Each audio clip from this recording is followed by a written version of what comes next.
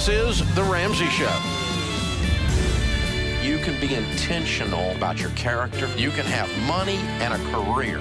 You are the hero in your story.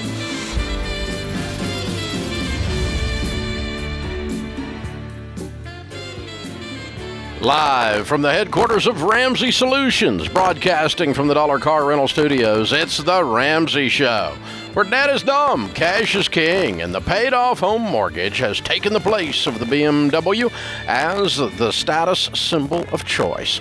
I'm Dave Ramsey, your host. Dr. John Deloney, Ramsey Personality, is my co-host today. Open phones at 888-825-5225.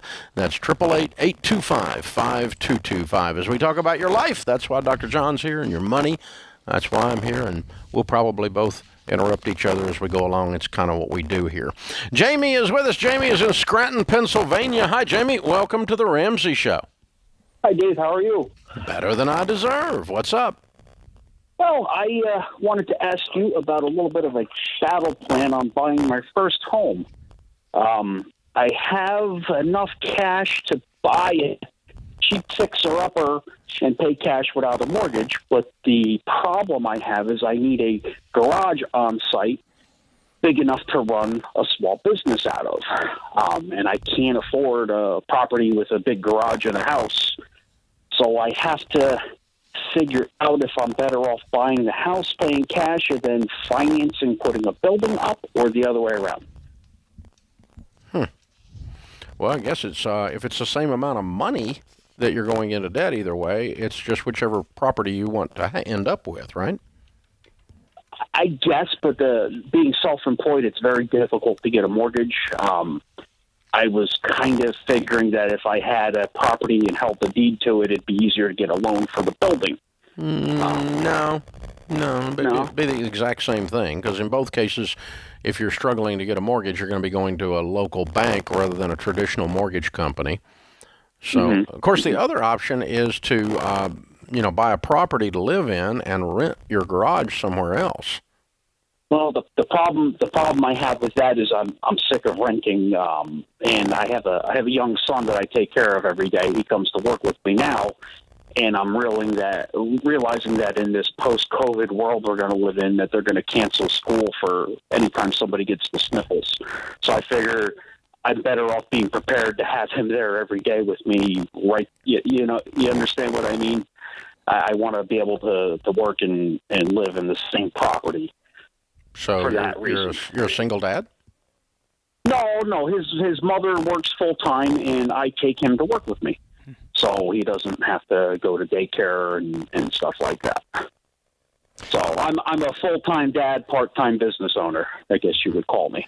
You sound like somebody that's on the back end of a really frustrating, trying, exhausting year, and who is just fed up with the way that the politics and the schools and all that's being run, especially up there in Scranton.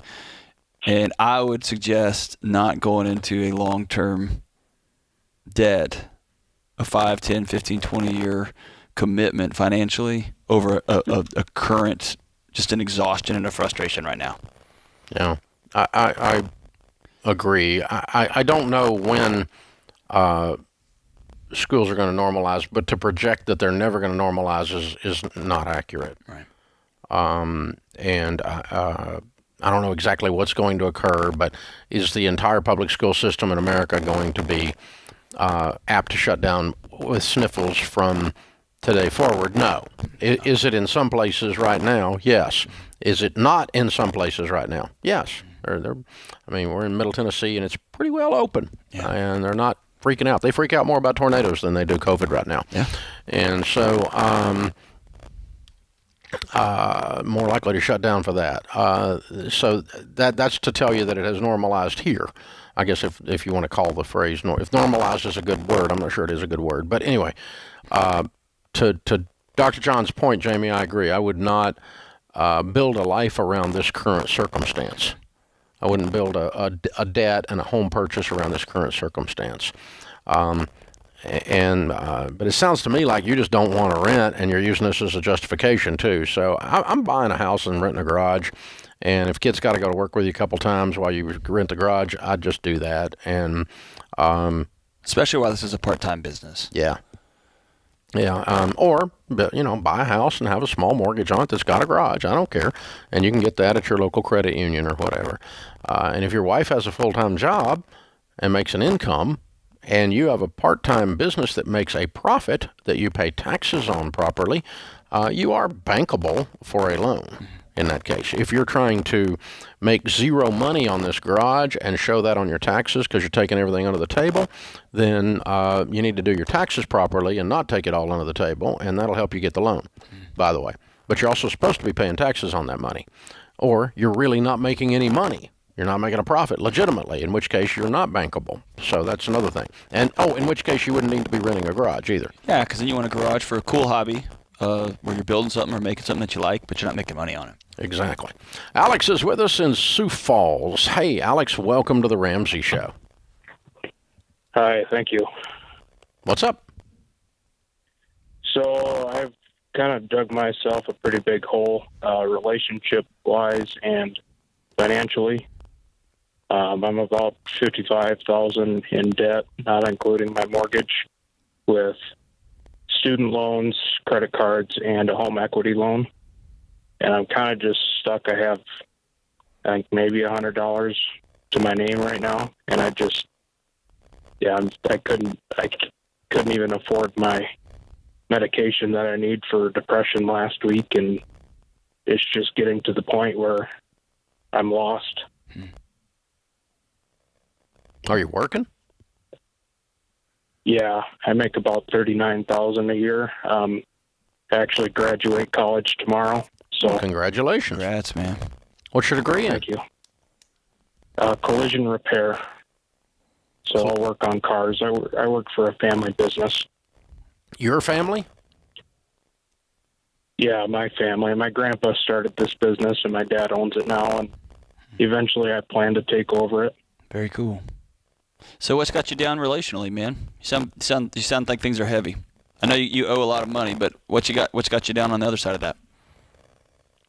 Well, I was engaged last September, and then things took a turn for the worse, and then I started dating this other gal, and things were going really good, and then I got off my medication because I couldn't afford it, and I didn't want to disappoint her, so I didn't tell her about it, and that really drove a stake into that relationship, and yeah, so things just ended this last week, and so things have been really tough this week. How much does your medication cost? It was about $100 for the bottle. Which lasts how long? About a month and a half. Okay. Tell you what, man, we want to hang with you a minute. Can you hang through this commercial break so we can talk some more? Yeah. All right, we'll be right back with you. Stick with me a minute.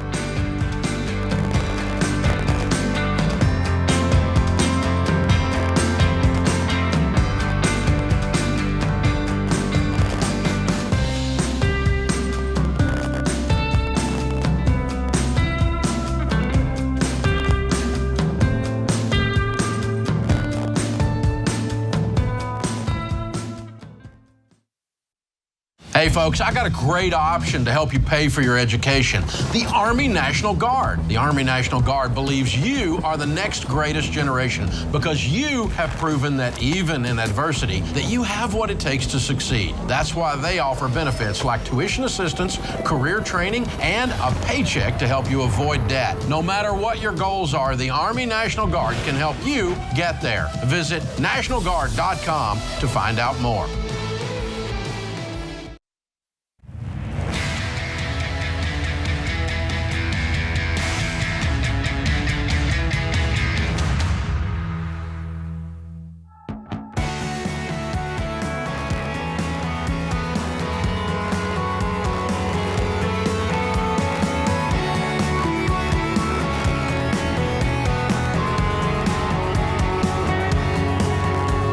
Dr. John Deloney, Ramsey personality, best-selling author, and host of the podcast that is extremely popular, The Dr. John Deloney Show.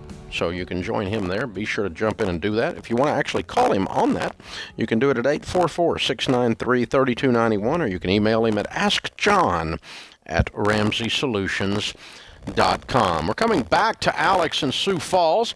Just graduated with a degree in collision repair. He works for his family business that does that. And got off his meds and lost a relationship the same week that he graduated from college. So a lot of highs and a lot of lows, a lot of sweet and sour going on. Meds cost $100 for a month and a half's worth, and said he can't afford them, but he makes $39,000 a year. So that's my first question, Alex. It sounds to me like you can afford them and didn't buy them. Why? I guess I don't know. I just don't know. I'm not very good at saving. I see my friends go out and do all this stuff all the time, and I feel like I should do it too. And yeah, how old are you? I'm 22. Okay. How long have you been taking meds for depression?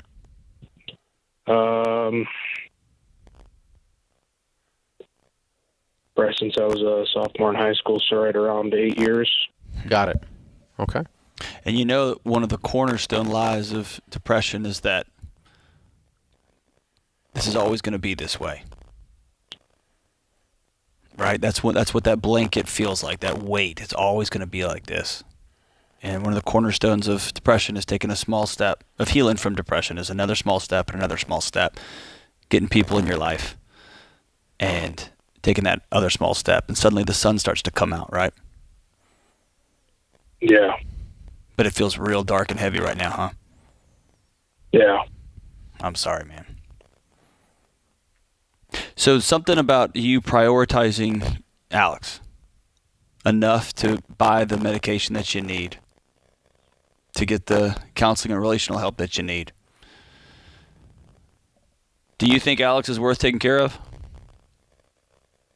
Yeah, I think I need to open up more and be more open about what I'm going through, because I don't like people seeing me struggle and letting them know that I'm struggling, and I want to be strong and just prove to people that I can do it on my own, but obviously it's not working very well.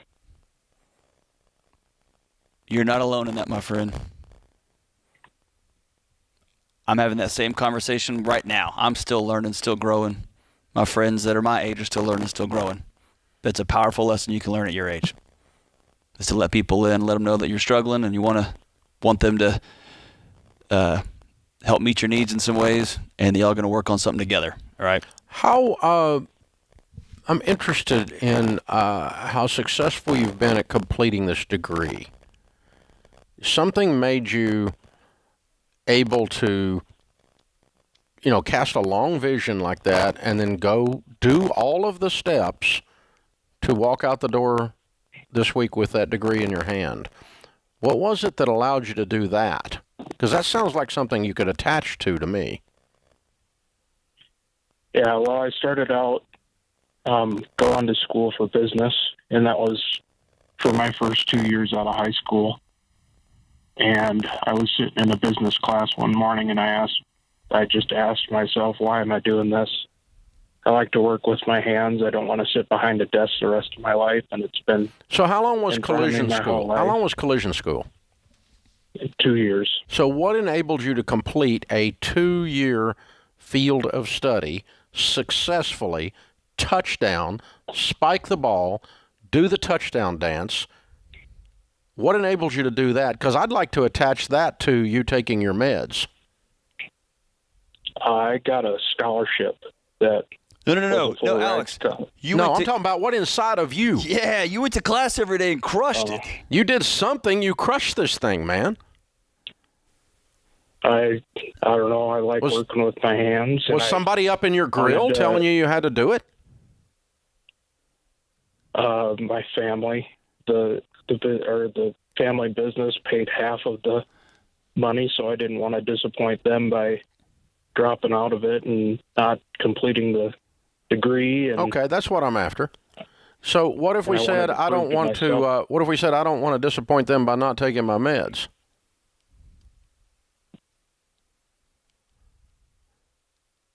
Yeah. Because I'm gonna call you on something, brother. I'm gonna love you enough to call you. Can I do that? Yeah. You make $39,000 a year. You got $100. You can't say I can't afford them. That's not true. You can say I chose to buy other stuff instead. That would be true. But you can afford it. Is that fair? Yeah. Okay. And when you say I don't want to let them down, whoever they happens to be, I want you to start putting yourself at the top of that list. Yeah. I want you to love Alex enough. If you live your life trying to make sure other people happy, that's got an expiration date on it, brother. It's not a good way to go. Man, listen, I've sat with kids in med school. I've sat with kids in law school who are 2-3 degrees down the road from you, and they did not have the courage you had 2 years into business school to say, what am I doing? I want to do something that I actually love. And you went and did it. I like working with my hands. I'm good at it. And you went and did it. That's a bravery. You prioritized Alex. You realize what you did there? You're a brave You said, I'm guy. important and I'm worth it. And so what we're suggesting is we attach that same thing to your meds, because you may not need meds the rest of your life, but you apparently need them today, right? Yeah. And you know that the heartbreak that you're experiencing right now is not going to last forever. You know that, right? Yeah. Okay. You're a brave guy. The only person in the room that doesn't realize how brave you are is you. And you're about to walk across the stage. You're going to walk into a job that's going to have meaning attached to it because it's got your family name on the door. Yeah. All right. So you're talking to two guys that have enough, have worn out enough shoe leather over the years that we know something about you that you don't know, that when you're 32, all of this will be in distance, way in the distant, in your rearview mirror, if you continue to make progress along these lines with your career, with your meds, with your getting well. And you can have 10 years from today, this could be like the story that's in your past. I mean, that's what it is. That's what it should be. And that's what we actually see in you, that in this moment, there's no energy in your voice that you don't see in you. And so all we're saying is, dude, like you prioritize going to class, prioritize those meds, prioritize getting well, prioritize getting out in the sunshine, prioritize being active, prioritize making sure you're seeing your doc and that you're talking with them, and prioritize that a decade from today, Alex is, not facing these things still. Right. That you've got a community, you got a gang around you that's going to laugh with you and hold you accountable and cry with you and be heartbroken with you and then take you out for tacos when it's over, man. Yeah. And that starts today. Yeah, that's exactly right. Starts today. And going back to your original call of making a budget for the first time is a great tiny step into what tomorrow's going to look like. It's a tiny step towards getting control of your life. It's a tiny step towards saying, you know what, I'm a person of value. I'm going to learn how to do intentionality. I'm going to learn some new tools about how to make relationships. And it's going to start with making a budget today, right? Yeah, we're going to send you a copy of the book, The Total Money Makeover. We're going to show you how to do all this stuff. And, we're going to walk with you. So you call us back if you need some more help. But let's tell the truth. The truth is you can afford it. And you need to make the purchase, just like you can afford to go to school and graduate. And you make the purchase, and then you follow through. Why? Because you're actually worth that. Yeah. And then you don't make choices over your health and put you in a completely different role. Hey, brother, you call anytime. We're here to help you. This is The Ramsey Show.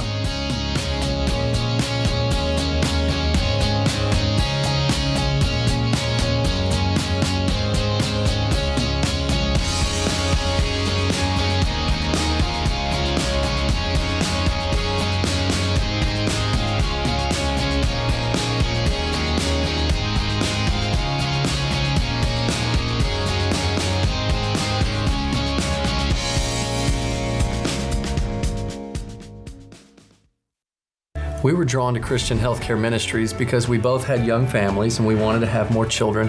And we had also just started a real estate company and needed to find healthcare coverage that would meet our needs. We were attracted to CHM because of its low monthly costs and the ability to negotiate medical costs down. Established in 1981 and accredited by the Better Business Bureau, CHM is here to meet the needs of your growing family or small business. Check us out at chministries.org Ramsey.com/budget. We absolutely believe in it.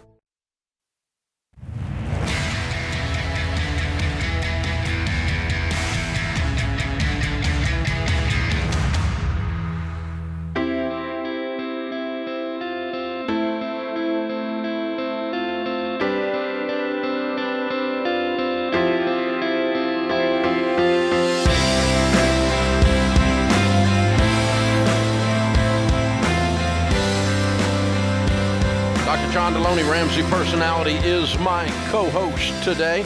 Open phones at 888-825-5225. Thank you for joining us, America. We're so glad you're with us. In the lobby of Ramsey Solutions on the debt-free stage, Michael and Mindy are with us. Hey, guys, how are you? Hey, we're great. Welcome. Where do you guys live? We're just north of Seattle in Everett, Washington. Very fun. And here to do a debt-free scream, how much have you paid off? $1,100,000. Oh, wow. And how long did this take? About 8 years.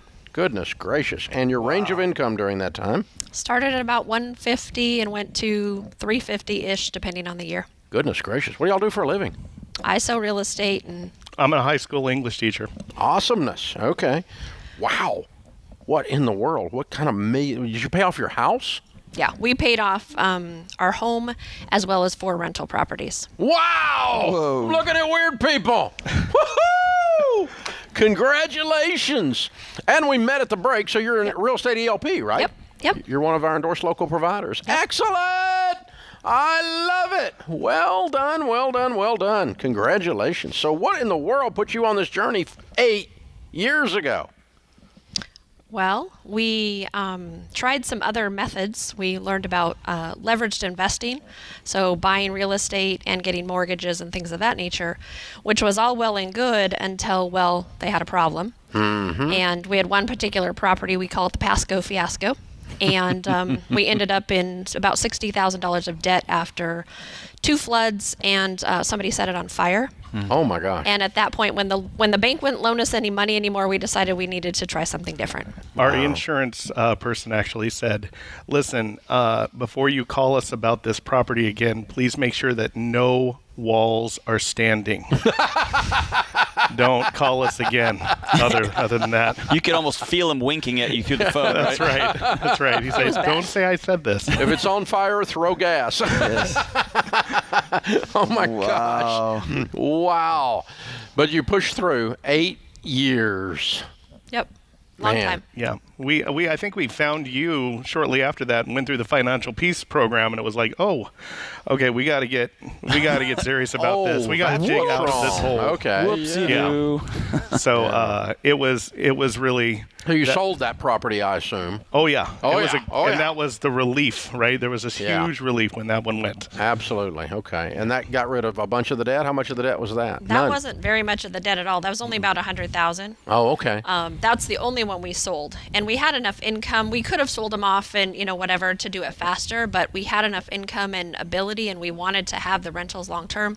We figured we may as well just pay them off, and I did the math and figured it wouldn't actually take us all that long, so Yeah. we did the long haul. Wow. 8 years, though. That's real. Yeah. Just plunking along, one at a time. They go away, and then the house goes away, or your house goes away, and then one of them goes away out, whatever We order. basically debt snowballed all of our mortgages, so we paid the smallest one first, just like if it were a regular debt, and then just paid through the whole thing. Yeah.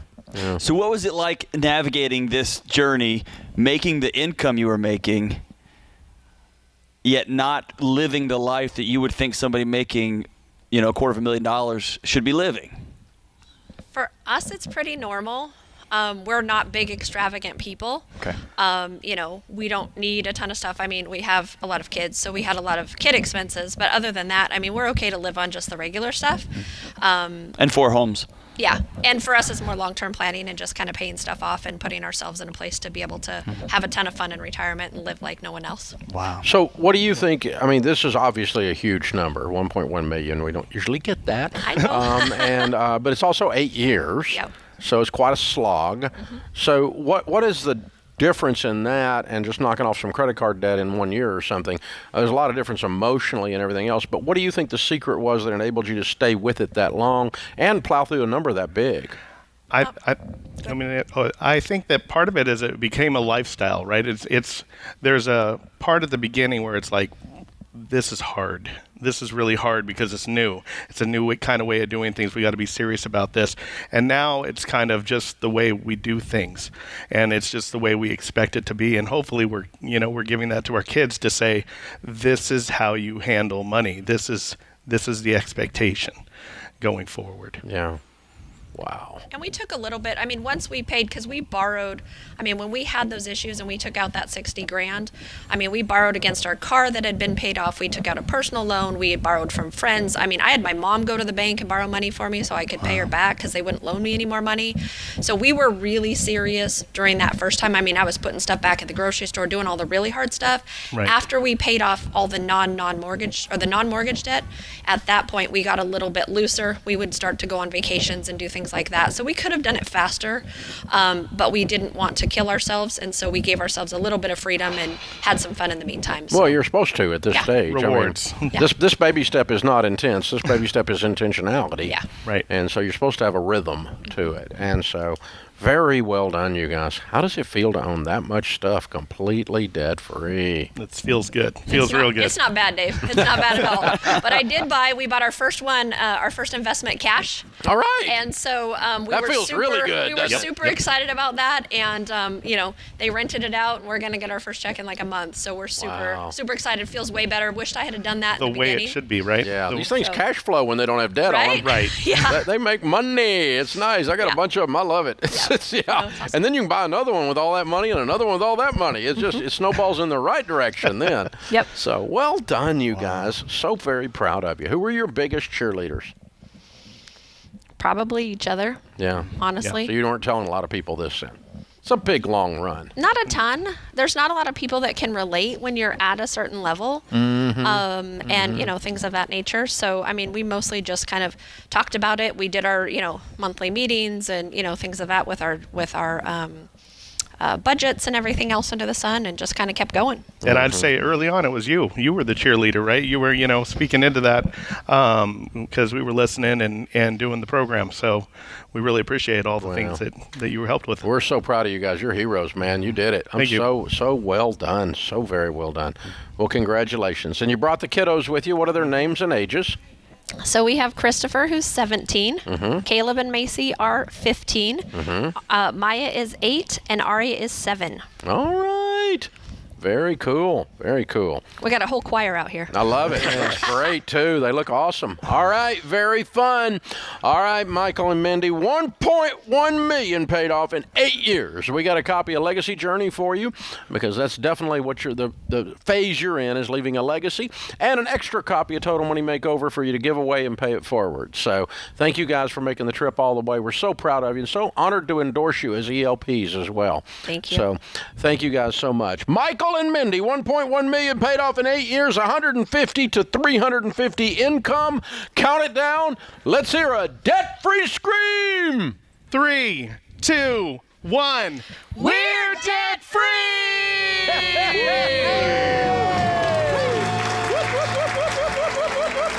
I love it! You guys are amazing. So very proud of you. Excellent job. Way to go. That's a lot of money. It's a lot of money. And real estate people in particular are, I grew up in a real estate household. I'm a real estate guy. Yeah. I've had my license since I was 18. We, in particular, that genre of human doesn't think much about debt. They don't worry about debt. And so for them to flip that switch and go, I'm getting out, that's a big deal. Yeah. That's a big deal, man. You just got to, and then they go through a huge pile of it, and they got all this property now making money. Now So it's it's gonna flip. it's raining on gonna them in the flip right so way. fast. Yeah. And go the other direction so quickly. It's gonna be absolutely amazing. Yeah, very, very powerful. That is I'm wonderful looking at these stuff. 5 smiling kids. Man. That's the legacy right there, man. Changing a family tree. This is the Ramsey Show.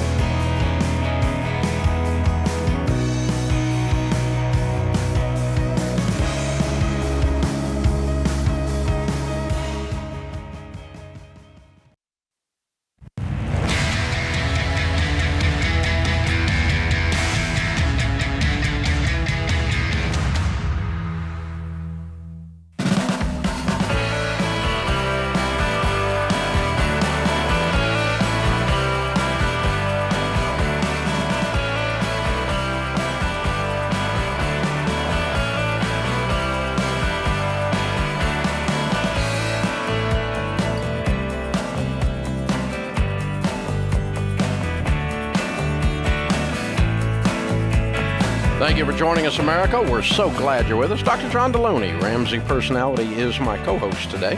Thanks for being with us. Are you tired of feeling stuck with your money, like you'll never get out of debt or save enough for the future? Well, it doesn't have to be that way. You can make progress with your money, and faster than you think. But the only way to make it happen is with a budget.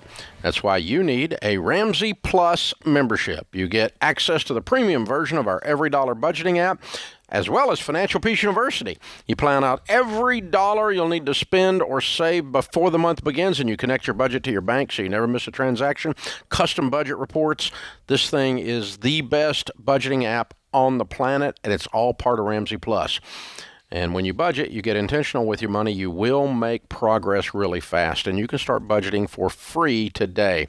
To start your free trial of Ramsey Plus, text TRIAL to 33789. That's TRIAL to 33789. Thank you for joining us, America. James is with us in San Diego. Hi, James. Welcome to the Ramsey Show.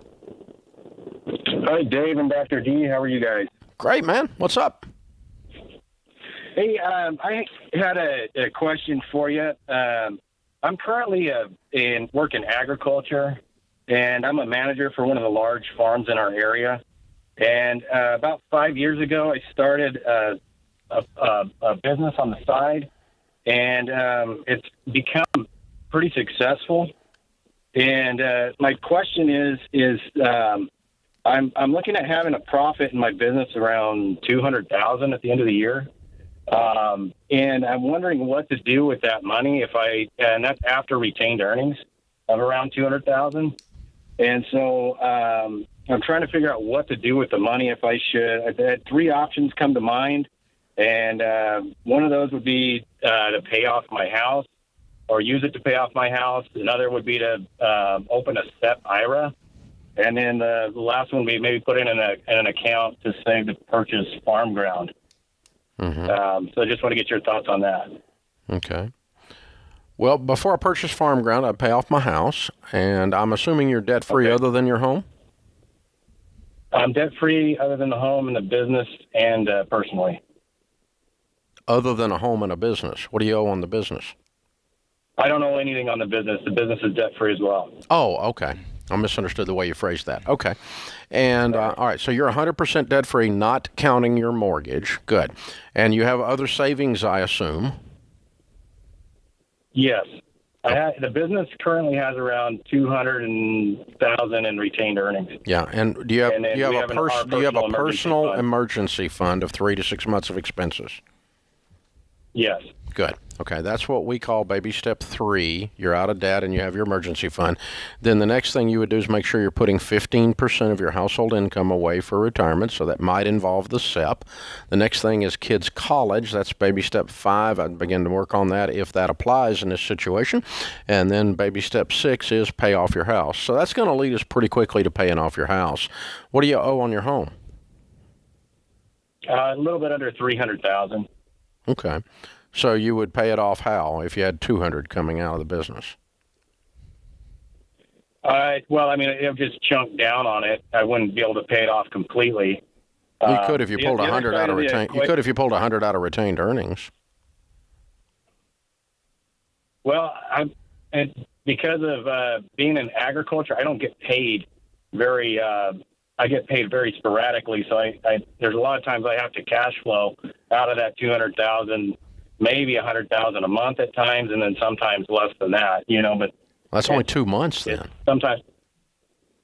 Well, but 1 month might be $100,000, but then on average, it averages out to about $200,000 for 6 months. Oh, okay. All right. So that's setting you up to keep the business running then. All right. It's not free retained earnings. It's already spoken for. I got you. Okay, that makes sense. Well, no, yeah.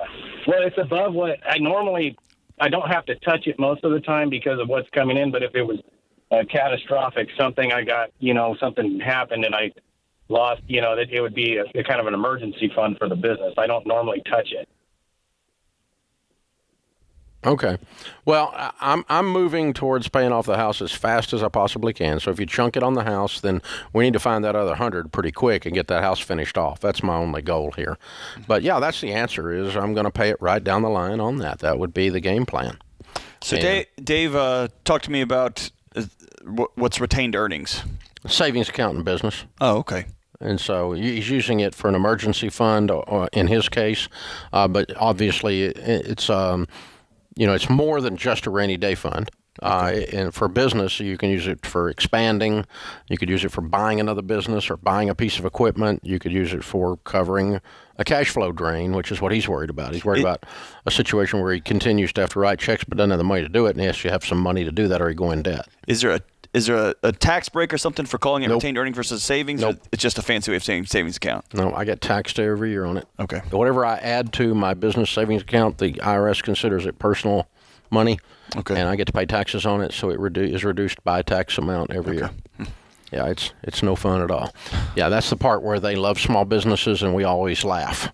Mm-hmm. When you say Congress loves small business, horse crap. Oh, but by hanging on to some money to make sure your business continues to run, you get taxed on holding it? Yeah, that's exactly right. No, I didn't take it home and buy something with it. I left it in here to keep it running, keep all these jobs afloat. Gotcha. But I get to pay taxes on it. So that's bogus, but it's been that way always. So no, it's not going to change. Jessica is with us. Jessica's in Jacksonville, Florida. Hi, Jessica. Welcome to the Ramsey Show. Hi, Dave and Dr. D.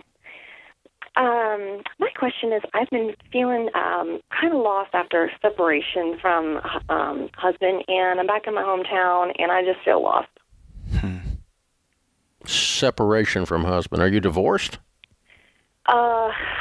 I'm having a hard time pulling the trigger on that one, and we were about to sign the papers, and we even had, paid the lawyer and just had the pen to the paper and just kind of said, well, let's just do the separation first kind of thing. So we're just doing that first, and then probably be divorced before the end of the year. So of course you're going to feel lost because you're in this limbo now. Why did you decide to hang on for a second? Even though it sounds like you already know how the story ends. I'm not sure. Everything was so hard to let go of. Like, when you got you're a kid and you got the tooth that's coming out, and some of them come out just real clean with no blood, and then you got the one that's just really bloody. It was just it's like the second one. Just felt real emotional and messy, and I don't know, just having a real hard time letting go, both of us. But so why did you decide to get divorced? Just certain lifestyle choices that my husband's making, kind of, and so kind of pushed me into the corner of having to do it and everything, and it's just hard to let go. So why don't you trust Jessica? I don't know. I think because I feel like a loser. Like I can't do anything right. Like no choice I make is right. I try to make the right choice, and everything kind of turns out wrong all the time. So one of the most not everything. I do make some good choices. No, I know. I hear you. One of the most devastating things when a relationship is falling apart and someone's making choices that impacts their wife or their husband. Someone cheats on somebody, someone steals or does something that starts to melt a relationship. We often, mourn the loss of that relationship, but the part that goes unspoken for is that we also lose trust in ourselves. I thought I was wise, and how did I make this decision? And so, Jessica, you're going to feel untethered until you put a period at the end of this sentence and you can begin moving on with your life. Yeah. And anytime you stump your toe and you fall down and your hands get scratched, you wonder if you know how to walk. That would be a normal human reaction to lose some confidence. So you're not as dumb as you feel like you are right this second. The opposite. Nowhere near it. You're very wise. This is The Ramsey Show.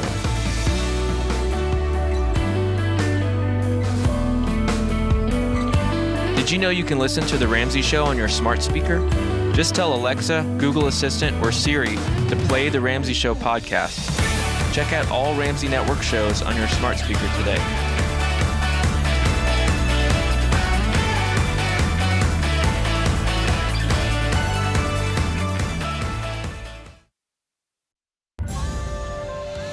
This is The Ramsey Show.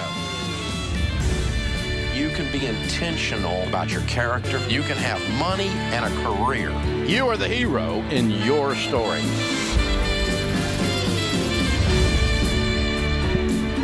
Live from the headquarters of Ramsey Solutions, broadcasting from the Dollar Car Rental Studios, it's The Ramsey Show, where dad is dumb, cash is king, and the paid-off home mortgage has taken the place of the BMW as the status symbol of choice. I'm Dave Ramsey, your host. Dr. John Deloney, Ramsey Personality, is my co-host today. Thank you for joining us, America. We're so glad you are here. Open phones at 888-825-5225. That's 888-825-5225. Rosa is with us in London, England to start this hour off. Hi, Rosa. How are you? Hi, Dave. How are you? Better than I I'm good, deserve. thank you. What's up? Thanks for taking my call. I'm such a big fan. So I'll ask my question and then give you context. I'm in the middle of buying a house in London, and I'm having second thoughts and thinking of pulling out because of my lifestyle, and I'm newly engaged, and I'd love to know what you would do in my situation. So I'm an actress, so my life is very nomadic, which means I spend several months per year abroad for work. But all of my family and friends are in London, and I've always wanted a base here, and I like to have a place to call home when I've been away for so many months. But now I've just got engaged. My fiancé is based in Canada, so our aim is to move to LA.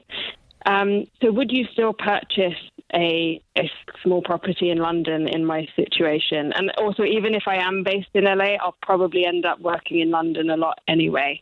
I'd love your opinion. Thank you. Wow. This sounds so sophisticated with your accent. I feel unqualified to answer your call based on everything you just said. Just because you sound more smart and more lovely and just a better person. Yeah. I don't know. Yeah, she's a better person than you are, John. I can feel it through the telephone line. Oh, that's hilarious. No. Okay, so what will your household income be in a given year on average? The last 3 years, it's ranged from 500,000 to 50,000. So let's say let's be conservative, an average of like 150. Okay. So that'd be like a bad year. Yeah. And that's just you or your fiance? That's just me. What does he make? On average, I'd say 100. Okay. So a bad year is $250,000. And you're going to buy a home to live in LA. And what would to live, I assume, right? LA is eventually once we get to LA, we would love to buy a home together, combining finances in LA. But right now, London is where I'm from, so I'd always wanted like a small apartment. I got that part, but I'm saying your marriage home base will be LA because this is where you're going to combine your lives. And then London is like where you are from, obviously, and you spend a lot of time there. So that's like your second home. Yes. Okay. And what would you spend on the second home? The place I put in an offer for, but I can still back out of it, obviously, is £375. Mm-hmm. Have you got the cash? Yes. Okay. And I've been debt free all my life. I think I've kind of been following your plan without knowing it, and now I found you. I'm so excited. Okay. Well, here's the way I would look at it. I'm going to kind of reverse engineer this a little bit. Let's pretend I'm talking to a couple that's making $250,000 to $500,000, and they live in LA, and they want to buy a second home for $375,000 cash in London because they spend a lot of time there because of her family. Can I phrase it that way? It's still the same thing, isn't it? Yes. So this is like someone in the States calling me and saying, I want to buy a beach house. It's a second home. In a sense, it's a toy. My kids were in college in a town, in a city several hundred miles from here, and I bought a condominium there because we were going to spend a lot of time there going to football games and seeing our kids there. So it's that kind of a thing, right? Yeah. So this falls under the heading of it's a toy, it's a second home. Yes, you can buy it if you can afford it based on your income and if you can pay cash for it. So you happen to be doing it backwards because right now it's home, but it's not always going to be home much longer. Yeah. And so would you say... Yes, I would buy it. But if I don't buy it cash, like say I chose to save some of my money... I would not buy it unless you're going to pay cash for it. Okay. If you called me and you lived in LA and said, I want to buy a house in Cancun or in Martinique as a beach house, but I want to go into debt to do it, I would tell you don't do that. I would say pay cash for it or don't buy a toy, because a second home is a toy. And even though this doesn't feel emotionally like a second home because you're leaving there and it has been your home, it's going to function in your new life as a second home. And so I'm going to treat it like it's a beach house, a vacation house, a lake house, a mountain house, or whatever. In this case, it just happens to be in London. And so I've got friends that live in L.A. and they've got apartments that they own in New York City because they're back and forth. They're bi-coastal. They're back and forth all the time. And they buy it just so they can not have to screw with hotels and stuff, and they've got the money, you know. And so, but it's a second home. It is not a necessity of life. You could go back and the times you're back there, you could just rent an apartment and it wouldn't kill you. And Rosa, if you and I had an hour to sit down and talk through this a little bit deeper, the next question I would ask, and this isn't for this show, is something I see, Dave, often when people are about to get married, is they want to go stake put a flag in the ground back where home was. It's a trap door. Just in case. Escape. Just in case. It's the escape hatch. I need to make sure that I don't lose my roots because I'm about to go tether to somebody else, and I need to hang in there. With that in mind, it might be okay not to buy it. And it almost got the sense that Rose was asking for permission to not buy it.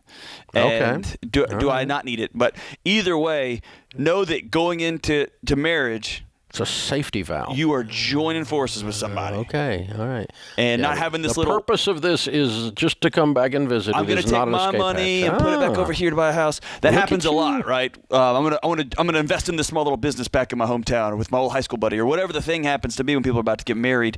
It just feels to go all in. That's what marriage is. You are pushing your chips across the table. I'm all in. That is really insightful. I have not thought of that. That's very, very interesting.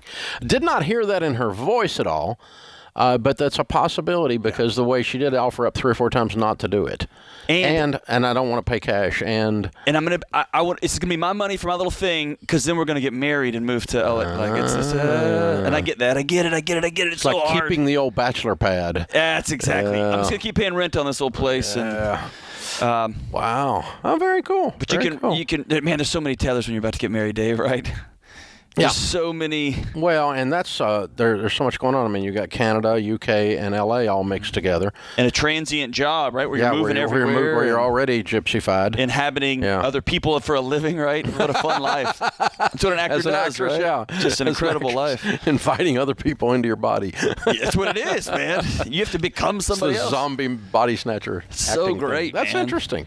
It's interesting. Not a call we get on the show very often. But you know what? I'm not going to lie. That touch of sophistication, I think, helped the show a little bit today, Dave. I'm saying we just need a good... I'm going to tuck my shirt in. We need a good English accent, a good Australian accent at least once a week. Man. Kelly, can you arrange that for us? Just make sure you get a caller on that sounds smarter than we are fairly often. Oh, wait a minute. That's no comments. No comments from the booth. We've had 10 of those already. No comments from the booth. This is The Ramsey Show.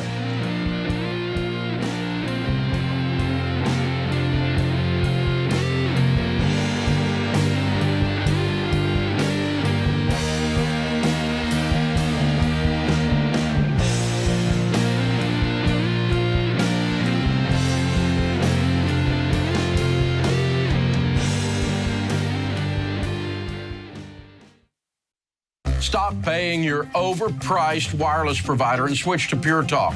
They use the same network as the larger providers for much less. For just $30 a month, get unlimited talk, text, and 6 gigs of data with no contract.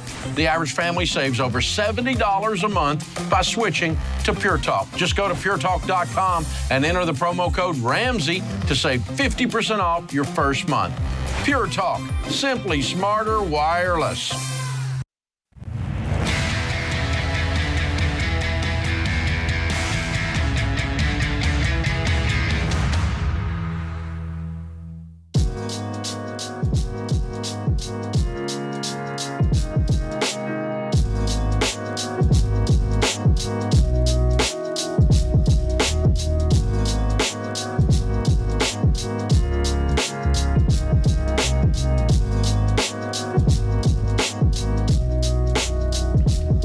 Ever ask the question, how much money should I be saving? How much debt can I pay off? How can I pay off debt faster? What's the right way to invest? Investing scares me. Hey, here's the good news. You don't have to figure out the answers to this on your own. Ramsey Plus will guide you every step of the way. With a Ramsey Plus membership, you get the digital teaching that you need with Financial Peace University to really understand money so you can be confident you're always doing the next right thing. Plus our world-class budgeting app, tools, and guided action steps to help you make progress on your money goals fast.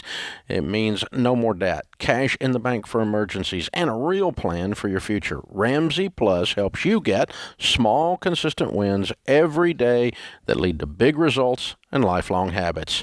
To get started today with a free trial, text TRIAL to 33789. That's TRIAL to 33789. Dr. John Deloney, Ramsey Personality, is our co-host today. Our question of the day comes from Blinds.com, the #1 online retailer of custom window coverings. You get free samples, free shipping, and with the new promos they run every month, you'll save even more. Use the promo code RAMSEY to get the best possible deal. All right, today's question comes from Jennifer in Alabama. Jennifer writes, our daughter has been struggling with college for a couple of years. She's seeing a therapist for anxiety and depression. She recently decided to drop out of school and work full-time. She refuses to move back home and wants to keep the car we provided her for school. We told her to come home, figure out her next steps, and give the car back, or she can finish school and keep the car. She sees this as a punishment and thinks we are unsupportive villains. Any advice on how to keep a 21-year-old who seems to have already made up their mind? Dave, you're a dad who's had a couple of 3 or 4 21-year-olds. I've got some... Man, this one gets under my skin a little bit, so you go first. I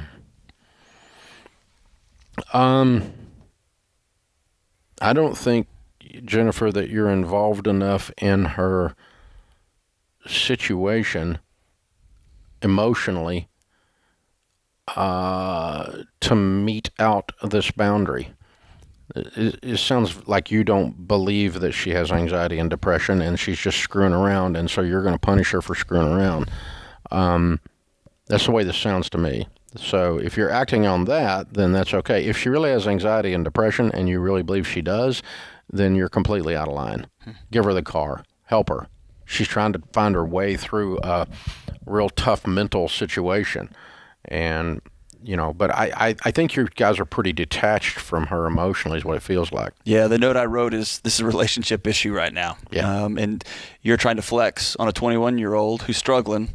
And sometimes for a college student, with high expectations and high family support, to say, I'm going to take a break, that's a hard, brave move. It's not always the best, and sometimes people are into drugs and crazy, but sometimes it's a hard, brave move, and this looks like, oh, well, then you can just fill in the blank. And you know what? As a parent, you can do that.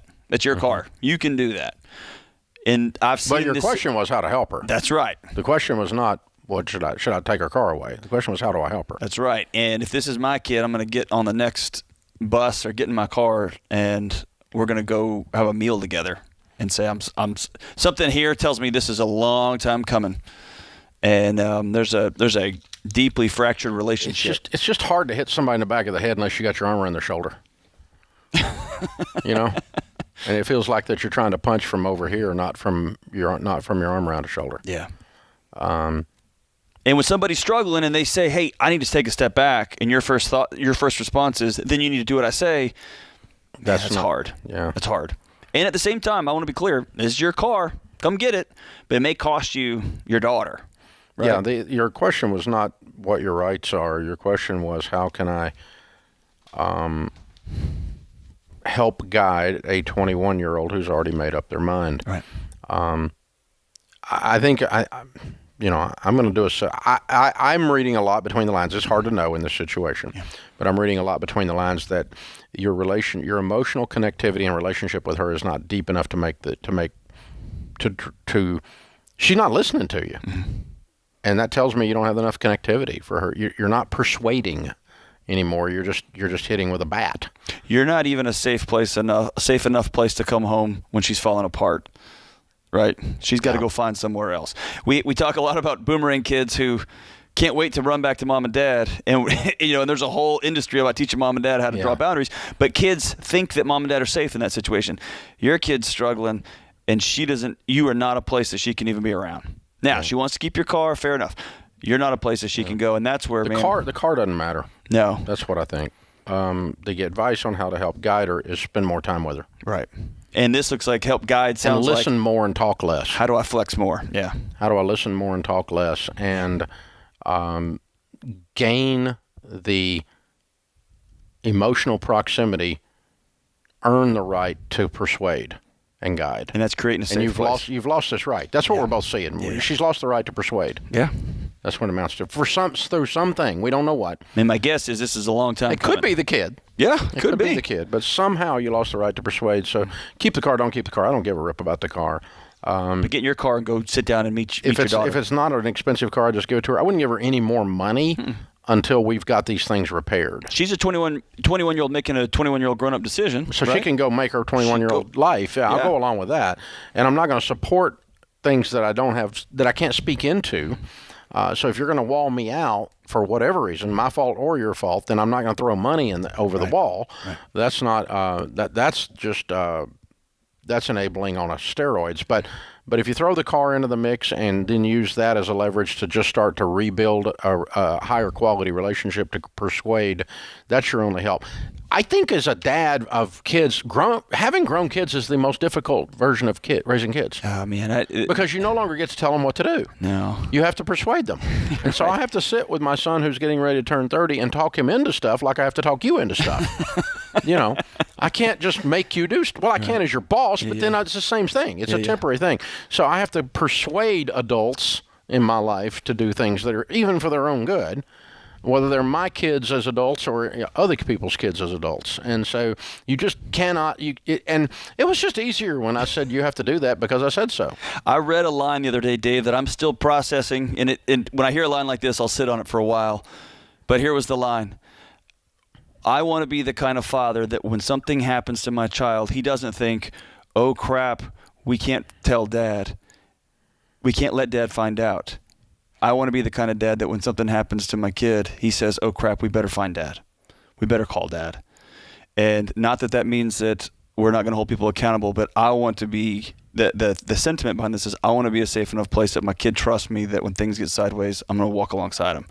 And I haven't wrapped my head around that yet. Dad may kill me, but he'll help me first. That's right. That's right. That's right. That's the dad I want to be. I do want the threat of death over them. He'll do it quick and painless, right? This one's going to be slow and miserable, right? Yeah. Yeah. But there's something about building that safety as a parent that I'm going to hold you accountable, but you're never, ever going to doubt that I love you.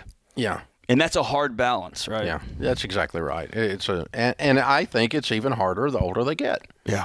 When they're 3, you just make them do stuff. Is it, okay, so let me ask you this, Dave. Is it hard because you have a desired future for them, or is it hard because... Because I like people doing what I tell them to do. Yeah, you're letting the control go, right? That seems to be the hard part. Yeah, I mean, we all do. It's like I told you. Listen. If you turn left there, you're not going to get the where you're going. You need to turn right. Yeah. And then I have to. Then when they go around the block 6 times, I told you. It's like you keep driving a car like that, you're going to wreck it. You keep driving your life like that, you're going to wreck it. And sure enough, they do. But you can't. And the only way we learn stuff is by wrecking the car. It's so frustrating. No, it's not the only way. You can watch other people wreck the car. I know. You can listen to your old man who wrecked a bunch of cars and knows better. You don't have to go broke to learn to not do what I did to go broke. You can do better. And thank goodness. Oh my goodness. Parenting. None of this. A little too much authenticity here on this segment of the show. This is the Ramsey Show.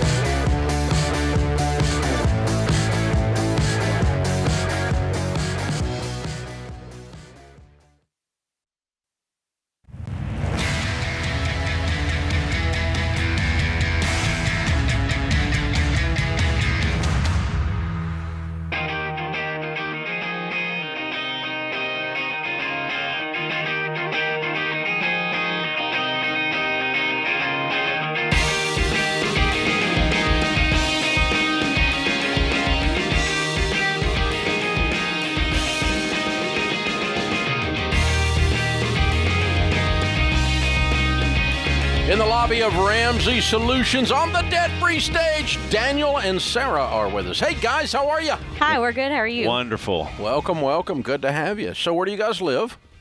Bowling Green, Kentucky. Oh, an hour and a quarter away. That's just right. up the road. Yes, sir. That's right. So I took delivery on a new Corvette at the museum and did the Nice. tour of the plant.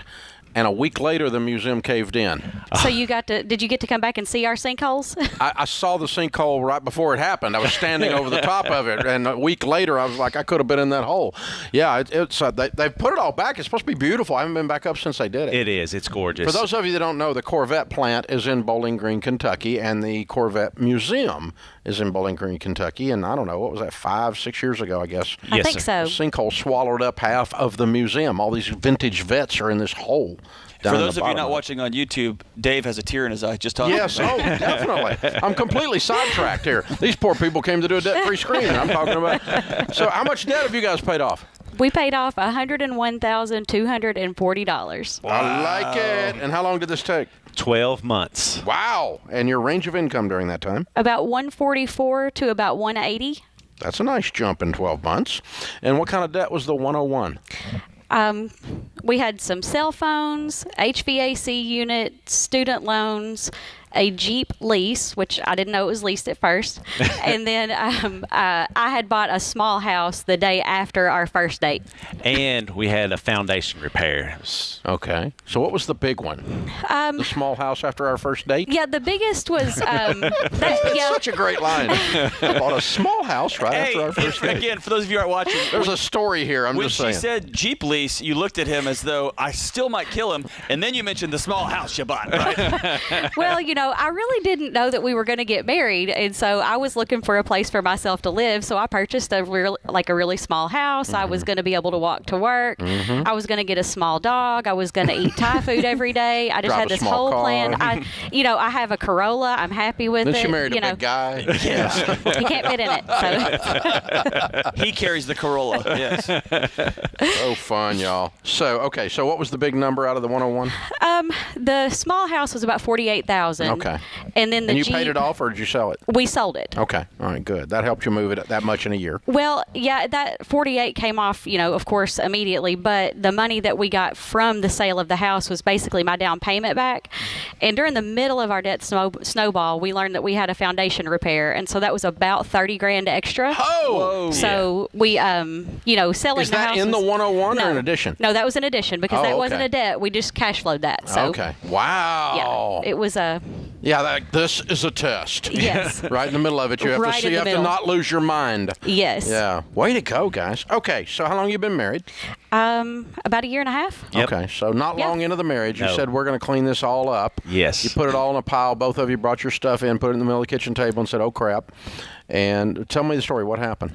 Well, actually, I lost my first wife in 2019, and she did not have any life insurance or anything. So I had tons of debt, to take care of at that point. Sure. And there was a lot of times where I didn't know if I was going to be able to buy groceries. It was a tough time. And then not long after that, her aunt, who I used to work with, called me up and was like, "Hey, would you my niece Sarah, I just want to know if you want to go out with her." And I said, "Heck yeah." I remember her from high school. I had a crush on her in high school. So, we went on our... She wants to go out with me? Yeah, exactly. That was exactly, my first thought. So, we went out, we hit it off great. And then, after my second or third date, I had a huge interview with her. Like, she was asking me everything. He calls our dates job interviews. Yeah, because how much debt do you have? What's your plans? I was running down numbers. I'm a nerd, believe it or not. Like I'm just what kind of plans are you doing? So once we got married, she's a big Dave Ramsey fan. She's been listening to you for years and years, and so she kind of got me on board with wanting to do this. Now she was debt free before Except I came for the little house, before I came in the picture, and then I just screwed it all up Okay, for. no. I mean, she brought half of this in there. Yes. 48 of the 101 was her. So you split it down the middle. It just came about it differently. Yes. We might call one a little smarter than the other, but you had a tragedy too. Yeah. Yes. So that makes it the whole process. So the good news is in 12 months you did it.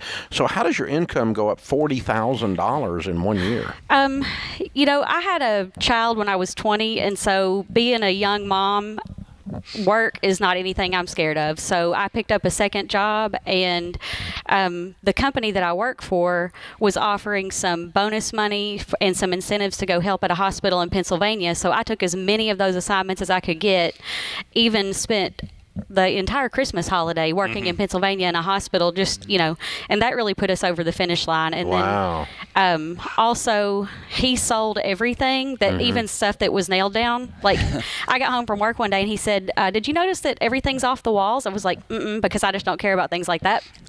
And so he had taken everything off the walls and it was sold. Whoa. And when we were combining households, we just sold everything. We took a bunch of stuff to Goodwill. Wow. He was a little nervous about cutting cable, but we cut cable. Yes. We cut satellite radio. Yes. Oh my goodness. We cut the gym membership, which was interesting because he had me use me as a piece of workout equipment one day, and I was like, what is this about? What else did we do? We shopped all of our insurance to make sure we were getting the best rates on everything. Just literally everything you teach, we just walked it down. You dialed down every little corner thing to make it work. Yes, sir. Yeah, for me. So when you look back on it, the two of you, and someone comes up to you and they say, how do you get out of debt in 12 months? What do you tell them the main thing they have to do is? To me, you both have to be on the same page. Amen. You have to work together. If you've got one person that's 100% in and the other one's not, it's not going to work out very well. And we were both there. We both wanted it bad, and especially me. And I felt so bad that, I know we both brought debt in there, but I just felt so bad that she had to be part of my debt. But we're married. We put our accounts together, which we've never done in our previous relationships. So, it worked out. God sent her to me at the right time, and it was perfection. Wow. Hey, and you know what? He sent her to you too, man. Oh yes, he did. Right? Yes. He was the answer to so many prayers. Yeah. And here's what's cool. One of the biggest challenges with when folks get married and they've had previous relationships, one of the hardest parts is how do we get on this? How do we find a new path? Because right. I've got this path, experience it. And man, y'all launched out of the gate on a $100,000 gazelle intense mission. Yes. And now you guys forged a path. You just looked back. Locked. Man, you just blazed a trail through the forest you just started to put your head down, and he's a good guy to get behind, right? Because you can knock the trees over that head. And y'all cleared a path, and now you're off to the races, right? And a funny story, I have a 20-year-old daughter, and he has a 14-year-old daughter, and it was December of 2019. The youngest daughter wanted to get her ears pierced, and she had plenty of money to do it, so we took her to the mall.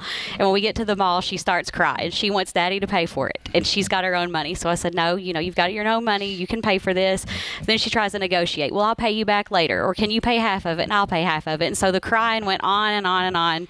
And finally, he leans over and he whispers, should I just pay for it? So I, took this big hand, and I was like, no, we're going to get through this. It's like, this is a teachable She's 14. moment. If she ain't crying about this, it'll be something else. This is a teachable moment. But since that time, we put her through the homeschool curriculum, and so she's got her own. She's got her emergency fund. Now. She's working for commission to do chores. Awesome. It's we're changing everything. Absolutely. Yep. I'm so proud of y'all. We got a copy of Legacy Journey and Total Money Makeover for you. $101,000 paid off. Daniel and Sarah, Bowling Green, Kentucky. They did it in 12 months, making $144 to $180. What a great story. Awesome. Count it down. Let's hear a debt-free scream. 3, 2, 1. We're debt free!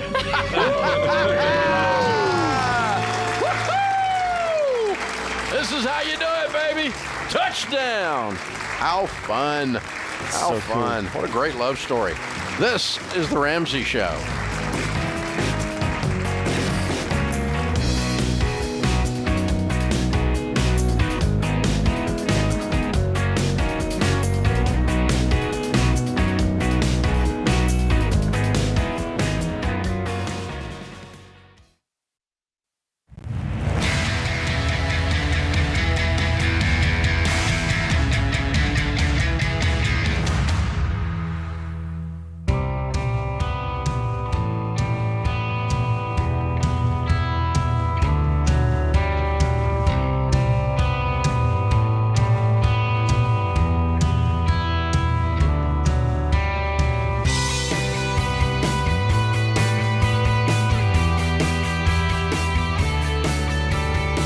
Dr. John Deloney, Ramsey Personality, is my co-host today. This is The Ramsey Show. I'm Dave Ramsey. Open phones at 888-825-5225.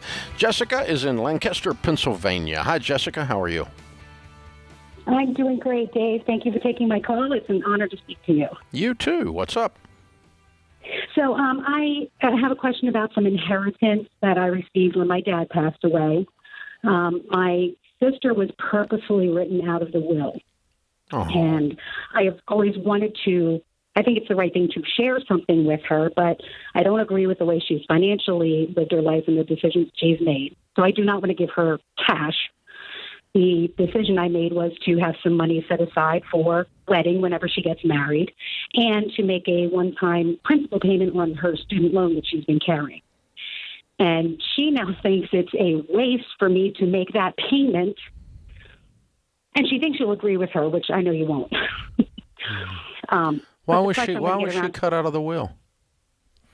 The relationship between her and my dad fell apart years ago, and I believe my dad's stubbornness led it to not getting repaired. Okay. So that's so sad. Yeah. Yes, I know it is. How long has he been gone?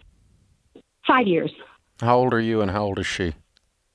I'm 46 and she's 43. And obviously you guys have a pretty good relationship. Yes, we do. Okay. And how much money are you talking about? I want to make a $20,000 payment towards her student loan. And out of how much money did you receive? Let me see. I think about 150 total. Okay. All right. There's a part of you that feels somewhat maternal towards her, that you don't trust her to make good Maybe decisions. A little bit in some ways. And so you're gonna give her a gift because it's the right thing to do, but you're gonna direct how it. If it feels like a weird relational dynamic between sisters, is that she's irresponsible with money, right? Is there discomfort there between the two of you? You said she was gonna say that was a waste of a gift.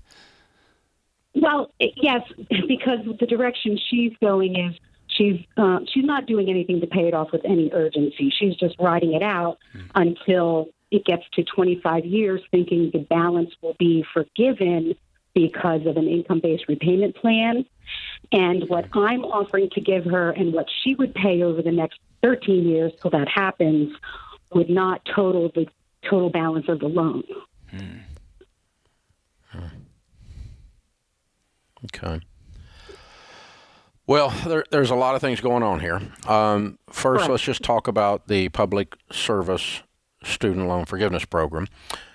As of today, the last I'm sorry? She's not even public service loan forgiveness. Why does she feel? Oh, she just feels like in general it's going to be forgiven. Yeah, she found something online that says the income-based repayment plan, when the loan is at 25 years, the balance will be forgiven. Yeah, it hasn't been so far. 227,000 people have applied for student loan forgiveness under these programs. 3,700 out of 200,000 have gotten it. That's less than 1%. And so she believes a lie about getting out of the student loan debt. So that's one piece of information. So in that sense, we got other problems with her student loan other than whether you give her money or whether she pays it off, because that student loan's not going away unless the Biden administration and the Democratic Congress decides to forgive student loan debt, which is possible for the first time in our history. There's obviously a lot of rhetoric in the last 4 or 5 months since the inauguration about that. So, and there's no way to predict what they will actually do, or if they will do anything other than just talk about it. Their Congress. Right. So, normally, normally in a situation like this, I want to give because it's something that I think is the right thing to do. And it always is hard when you come up against this moment when you think by giving the right thing to do, I'm going to enable somebody to hurt themselves further. Is that where you're at, Jessica, or is it that you just don't like how she's spending it? Yes, I don't want to enable her bad behavior because she's obviously not going to put it towards the loan. It will most likely get at least somewhat wasted and spent. And I really want to help her. Yeah. If if we could take the student loan out of the thing, it would change the equation for me. I mean, does she have a car loan or something you can just pay off? No, she doesn't. This is her only debt. Talking about saving for a house. This is her only debt. She's got this student loan. Is this her only debt? As far as I know, yes. Okay.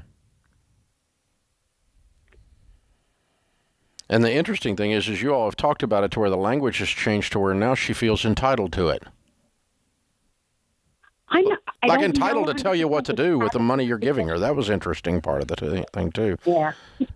So, wow, I don't know what to tell you. I think here's an idea. When in doubt, don't.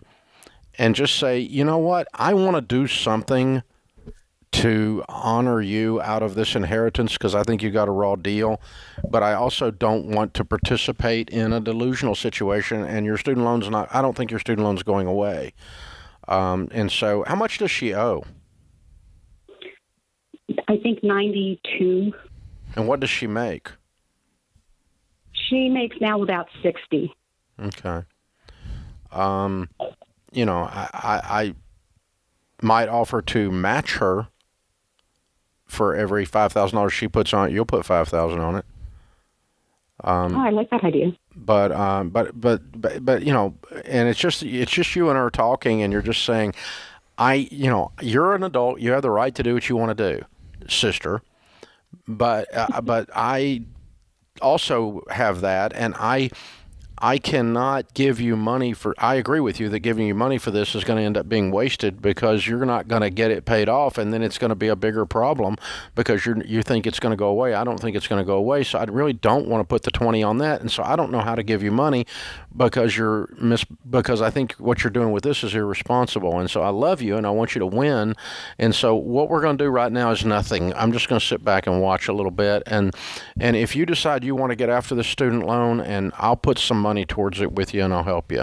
But until you do, right now I'm just going to watch because I want to do something, but I don't know how to do it right now. And so what I'm going to do is wait. Okay. And in the meantime, should I do something different with it other than it just sitting in my savings account at the bank? Yeah.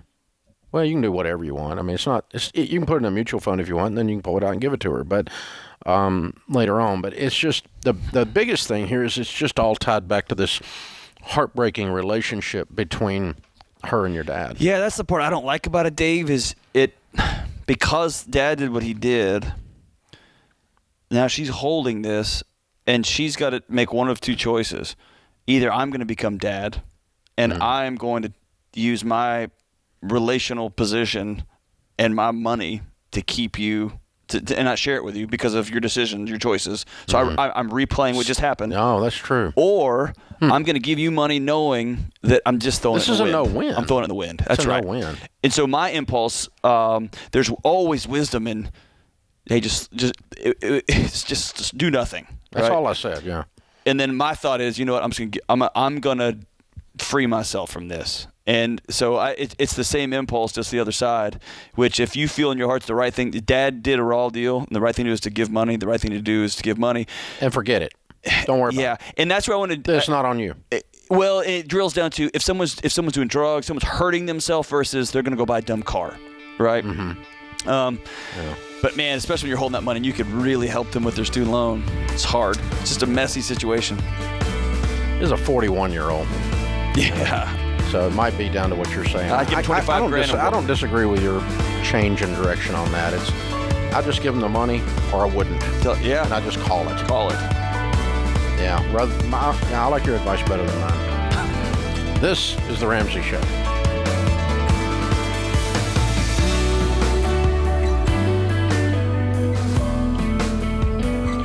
Hey, it's Kelly, associate producer and phone screener for The Ramsey Show.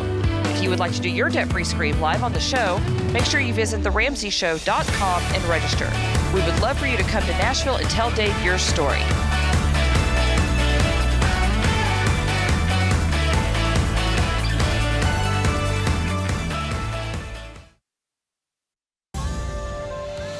This is The Ramsey Show. You can be intentional about your character. You can have money and a career. You are the hero in your story.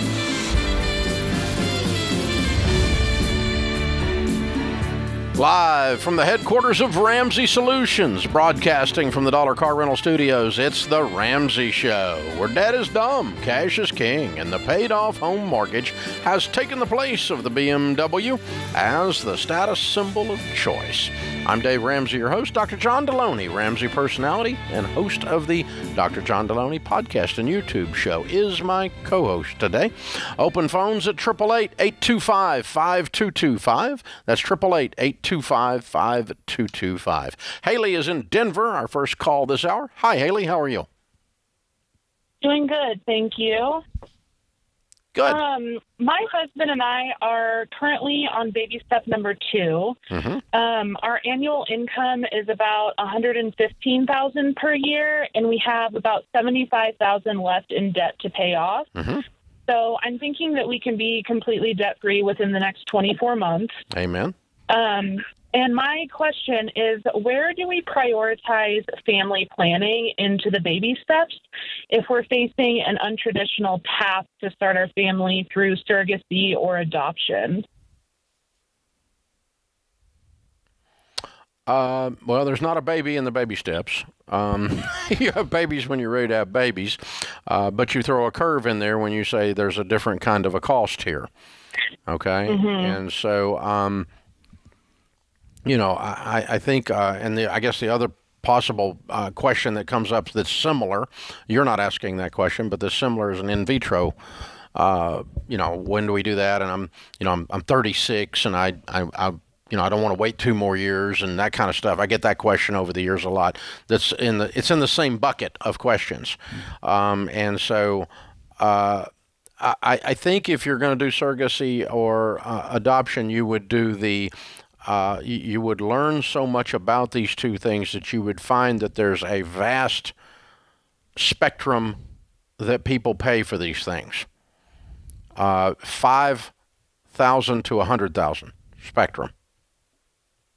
Yeah, we're seeing about 45 to 60,000, depending on which route we take and if it's in the United States or international. And my husband is 35, so age is something that we're definitely thinking about. Yeah.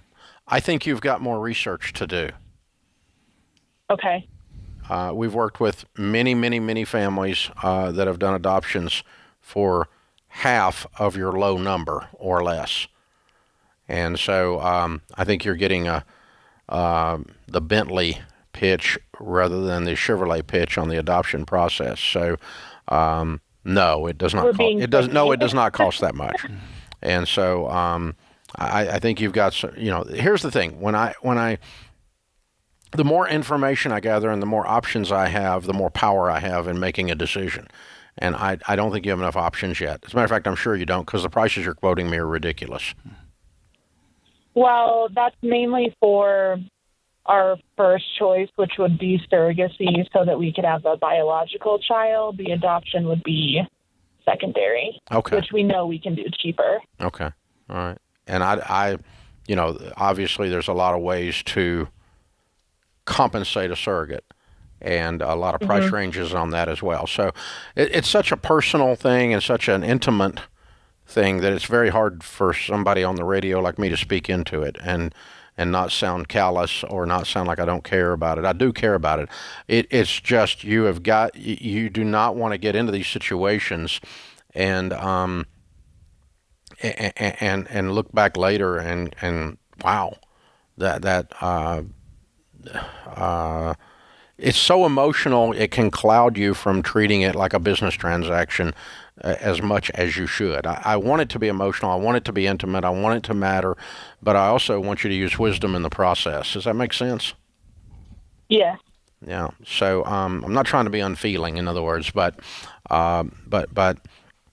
so anyway. I can tell you in our life, me and my wife, when we were walking down some of these steps, we put an end, a line we wouldn't cross, because we knew that once our hearts got into this deal And once there are people around you always saying, well, there's another option, there's another option, there's another option, that suddenly you wake up and you're so far over your head or you're so far underwater. It's just the whole thing, what was going to be this joyous, precious moment, gets really, really cloudy. What's the $75,000 in debt?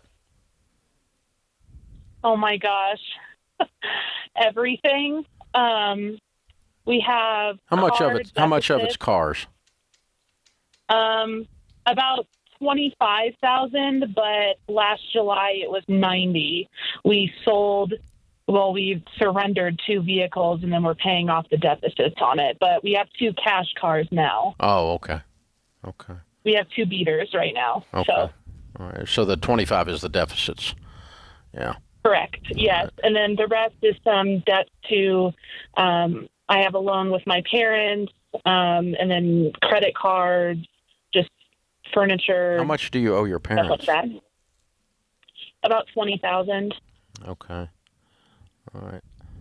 I might consider making that a pause point in the clean up the rest of that snowball, because you do want the cash to be freed up to be able to do these other things. So I want you working your debt snowball, and I want you pushing through the majority of it. But that 20, I might ask for a moratorium on that until after the baby, and say, Mom and Dad, I'm not going to pay anything on this because we're going to get you a grandkid. Ooh, that's a good. Yeah, blackmail. And but yeah, or I mean, negotiate that with them, talk to them about it, and so. That's a different kind of debt that you could get, no payments and no interest while you work through this other thing, and then come back to it after baby and get it done. That would be fine. But the question is not really when to have babies. The question is where to stick a $60,000 or $40,000 or $25,000 expense in the middle of your debt snowball. And it's an expense that is very intimate, very emotional, and worth every penny. Yeah. I would strongly recommend going to a counselor that you recommend, or a pastor. This is one of those moments where your pictures and words get screwed up, right? We think in pictures, but we speak in words, and we're both saying baby, and we're both saying kid, and we're both saying pay off the debt.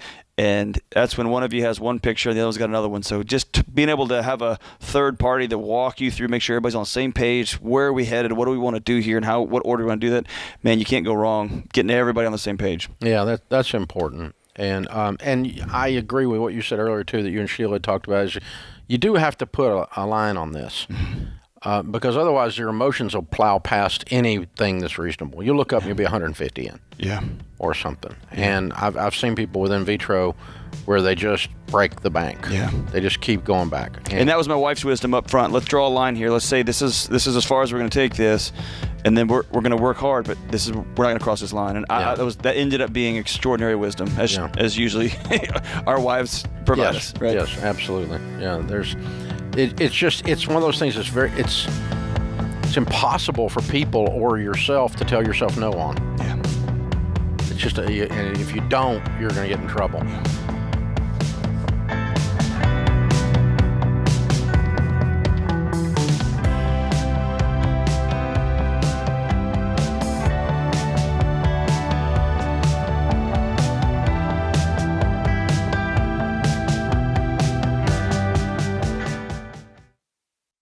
What makes our show unique is that we genuinely care about our listeners. We're intentional about choosing the best advertisers to recommend. Blinds.com is no exception. They offer high-quality window treatments at unbelievable prices, and they make it simple to shop blinds, shades, and interior shutters with easy online ordering, free shipping, and a guaranteed perfect fit. Go to Blinds.com and take advantage of this week's special savings.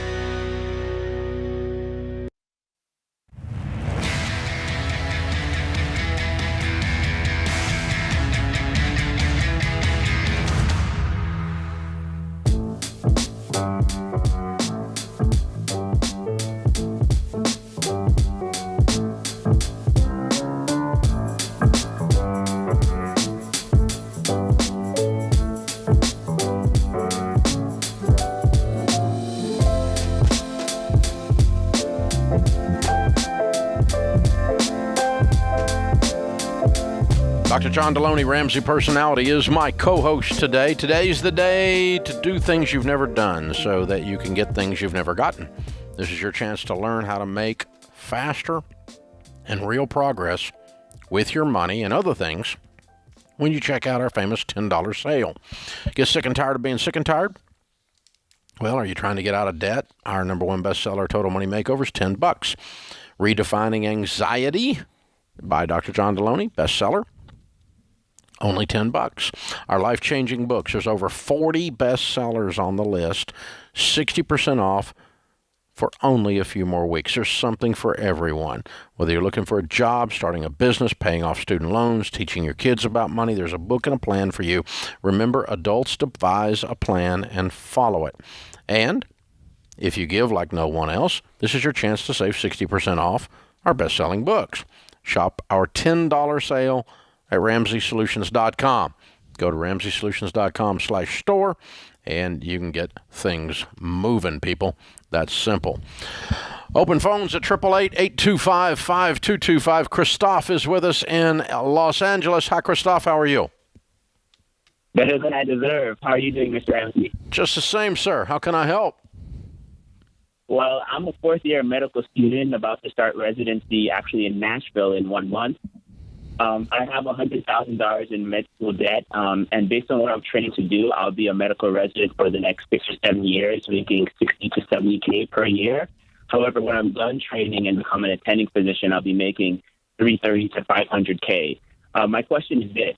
With the knowledge that I can easily, more easily write a check for $100,000 in, 7 or 8 years, should I make minimum payments now to be able to live comfortably, such as living close to work, having my own apartment versus having roommates, given that I'll be, in an intense residency program working 80 hours a week? Or should I be really aggressive right now at the expense of being able to live more comfortably?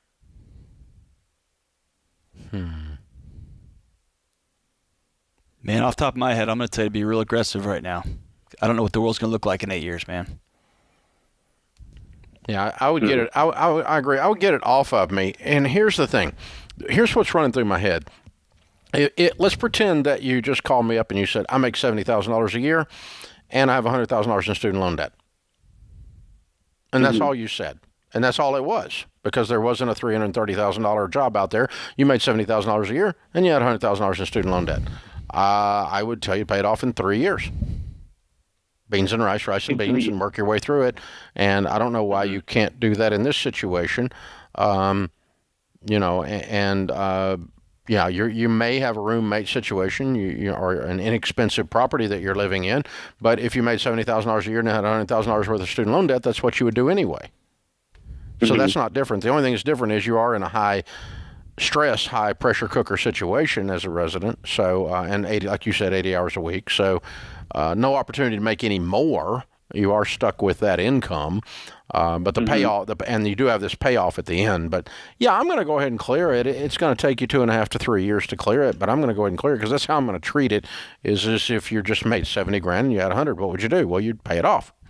And I'm going to tell you something. It's going to sound counterintuitive. I've done some research on med student mental health, and in fact, I'm going to speak to med school here in the fall. I would lean towards not living what you would call a solitary life, where you work 80 hours and you go by yourself into a home and you can shut everything down. I would actually, especially in your first couple years of residency, I want you leaning in and having some friends. I'd recommend have some roommates, man, have some people you can go home to and that can be with you and be a human with you. One of the biggest challenges that medical residents have is this becomes their planet, their universe, and it is dealing with other people's pain and trauma all day long, 24/7, 365, and no sleep, and grab a granola bar on the way to the next thing and the next thing. And, man, there's something about being tethered back to a group of people. I tell you to live light, man. People that you're not treating. Yeah, I tell you to live light, have a group of people that you're sharing life with that's not going to sound like, I'm in residency, I'm a doctor. I'd say have a house full of roommates, get this debt paid off, and then you're going to look up and 3 or 4 years later, you're going to be living a lot lighter, man. Then you can make some different decisions. Yeah, good call. Alex is next in Phoenix. Hi, Alex. Welcome to the Ramsey Show. Hi, Dave and John. Pleasure to speak with both of you. You too. What's up? So my wife and 3 of our 4 kids were recently in a car accident, which totaled our vehicle. Oh, no. Is everybody okay? Everybody all right? Yeah. Yes, it was a pretty bad accident, but thankfully everyone was just fine. Good. Good. So we're working on replacing it, and I'm comparing a lot of vehicles of the same make and model, very similar model year and trim level. The only real difference are the miles and the price.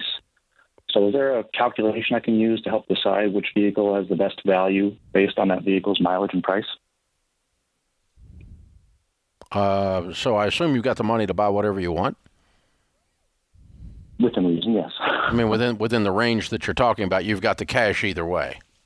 Yes, we do. So the simple thing is just how to put a valuation on a vehicle. Yes. Okay. I mean, you can spend a little bit more money. Probably the gold miles. The gold standard is in terms of placing a value on a vehicle would be kellybluebook.com, kbb.com. Edmunds Car Guide is pretty good as well. That's not a bad one. There's 4 or 5 sites you can go to. You can look at trader.com and just look at other vehicles exactly like it that are for sale. And a lot of these sites now overlap and have APIs where they talk to each other and everything else.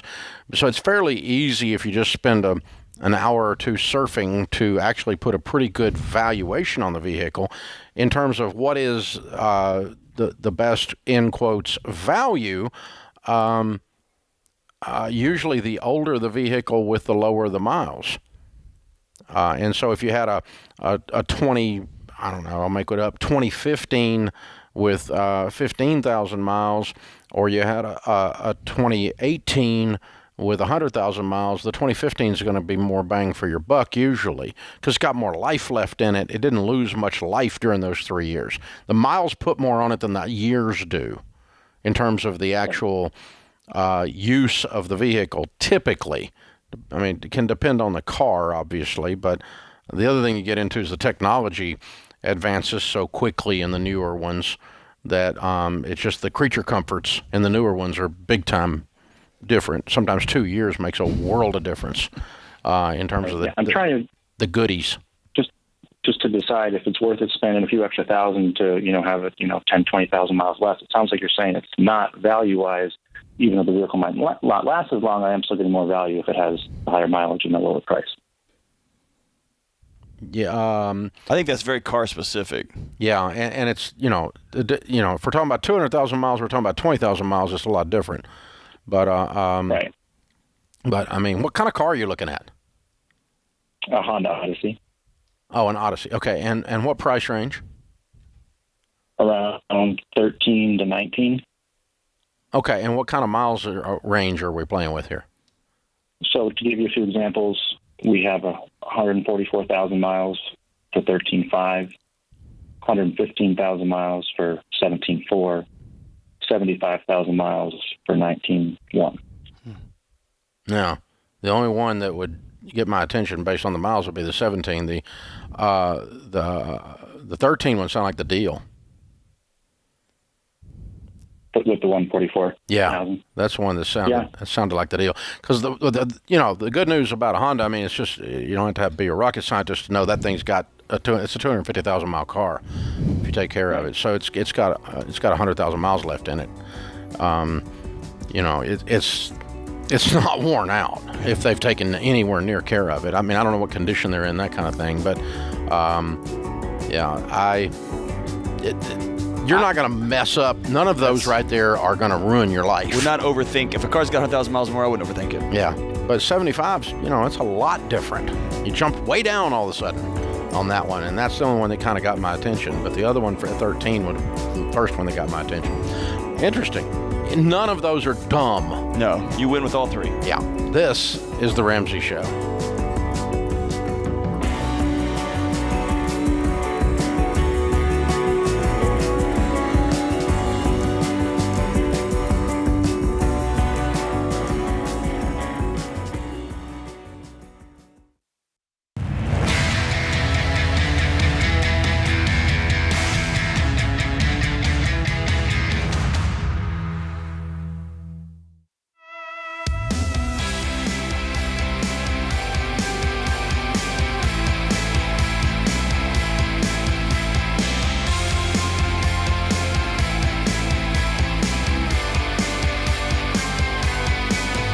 John Deloney, Ramsey Personality, is my co-host in the lobby of Ramsey Solutions on the debt-free stage.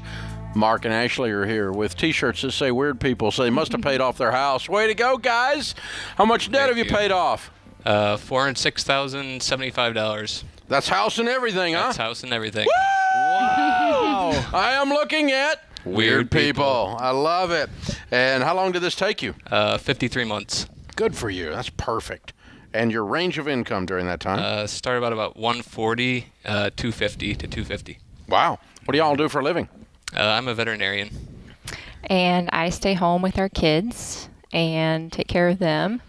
And I breed dogs on the side and babysit and homeschool and sell things and... Man, and you got a place to sell the dogs through this vet, huh? So what kind of dogs?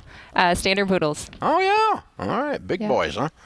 Yes. All right. Wow. So one of you approached the other and said, I have an idea. Let's get shirts. Who?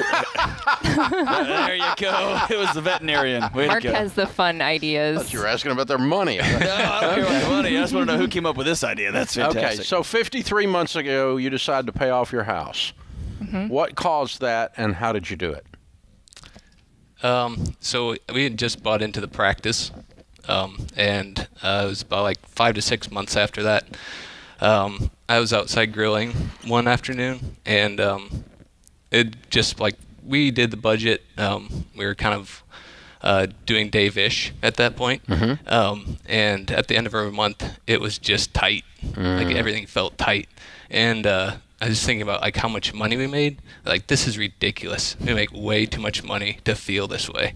And that was my it moment. Mm-hmm. We had paid off our student loans before that, and we grew up hearing about you, Dave, and we had applied some of it. Mm-hmm.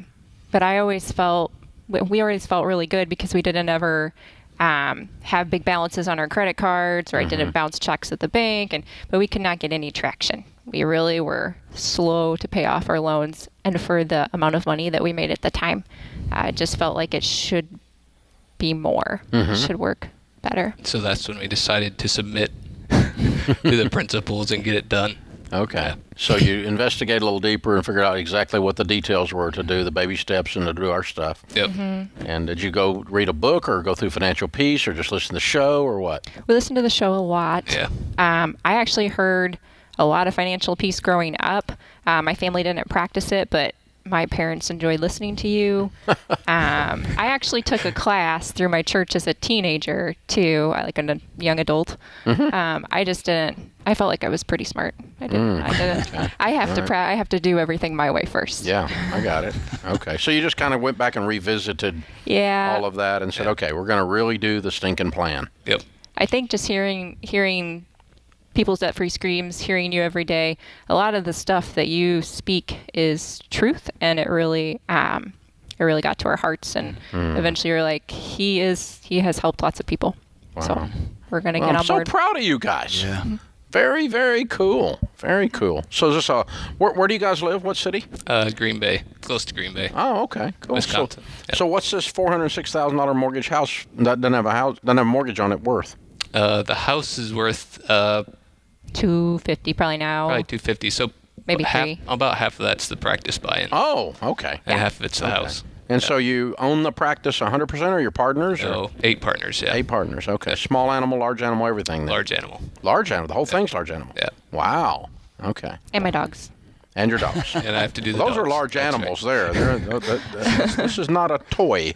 Yeah, that's a standard. Yeah. Wow, very cool, So you guys. You've got this moment. You're on your back porch. I just have a picture of you in my head of you raising a spatula to the sky saying no more. Pretty much. Yep.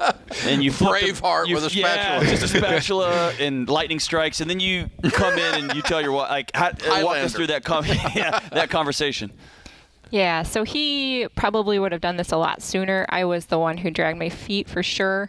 I just really like stuff. Yeah. I like to buy stuff. And looking back, I just really struggle with self-control, struggle with contentment. So, yeah, his job was convincing me to get on board. And I love him. I want him to be happy and to thrive and do well. And so that's kind of what. As long as he doesn't tell me no. Yeah, right. We can thrive in that atmosphere. Right? I want him to be happy in my Lexus. Yes. That's great. Yeah. So it took a little while for me to come on board. So what's the first big thing you're going to get to do now that you don't have any debt? I bought her a newer van. Newer van. Good. Yeah. Good. That's perfect. It was coming for a while. Yeah, Actually, it was needed, I can tell. The funny story was that I knew she had bought in the year before we bought the van. We had set aside from the year-end bonus stuff to buy a van, and it was like a few days into that, like after we'd set it aside, she came to me and said, I think I'd rather put this towards the house. Wow. And I had done the math, and I had mapped out, if we put this towards the house and your bonus towards the house, and we pay on it like we've been paying off our debt, then we can probably pay the house off in a year. And I think it's only going to get harder because we've got kids that are growing, and they've got plans and goals. And so. He grabbed that spatula and he waved it. That's right. We're in it. So good, man. I love it. Well, congratulations. What do you guys tell people the key to getting out of debt is? I think the why, just having a big why, and the bigger the why, the better.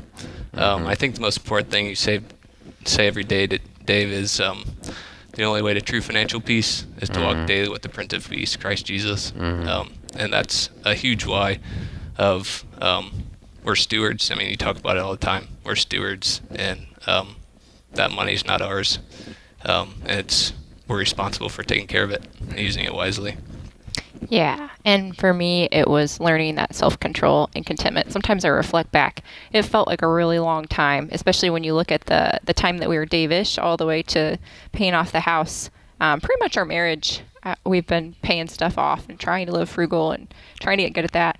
And sometimes I look back and I think, it took that long for God to get through to me, to change my heart. But I definitely would say for me that was it. And honestly, I'm a bit of a wheeler and a dealer. I love to see the potential in things, and I'm really good at selling things and doing that stuff. But my superpower ended up being just to sit still and to save our money and not spend it, and to find ways to grocery shop better. Ooh, that's a life change right there. That's a family tree change right there. Godliness with contentment is great gain. Yep. So you brought the kiddos with you. What are their names and ages? We've got Ruben, who's 10, Vienna, who's 9, Tori is 7, Maddie's almost 6, and Jen's almost 4. Okay, and they have the T-shirts. You are looking at it. The why? What are we looking at? You are looking at weird people. It's not it. It's an exclamation point. I love it. Well, we've got a copy of The Legacy Journey for you, because that's the journey you're obviously on. What a great-looking family. And, of course, you also will give you a copy of the Total Money Makeover to pay it forward and give to somebody to start their journey. So you are looking at weird people, exclamation point. That's perfect. You're looking at a changed family tree. It's incredible. Amen. That's awesome. Very cool. Very, very well done. All right, Mark and Ashley, Ruben, Vienna, Victoria, Madison, and Geneva. Count it down. $406,000 paid off in 53 months, making $140 to $250. Let's hear a debt-free scream. Ready? 3, 2, 1. We're debt-free!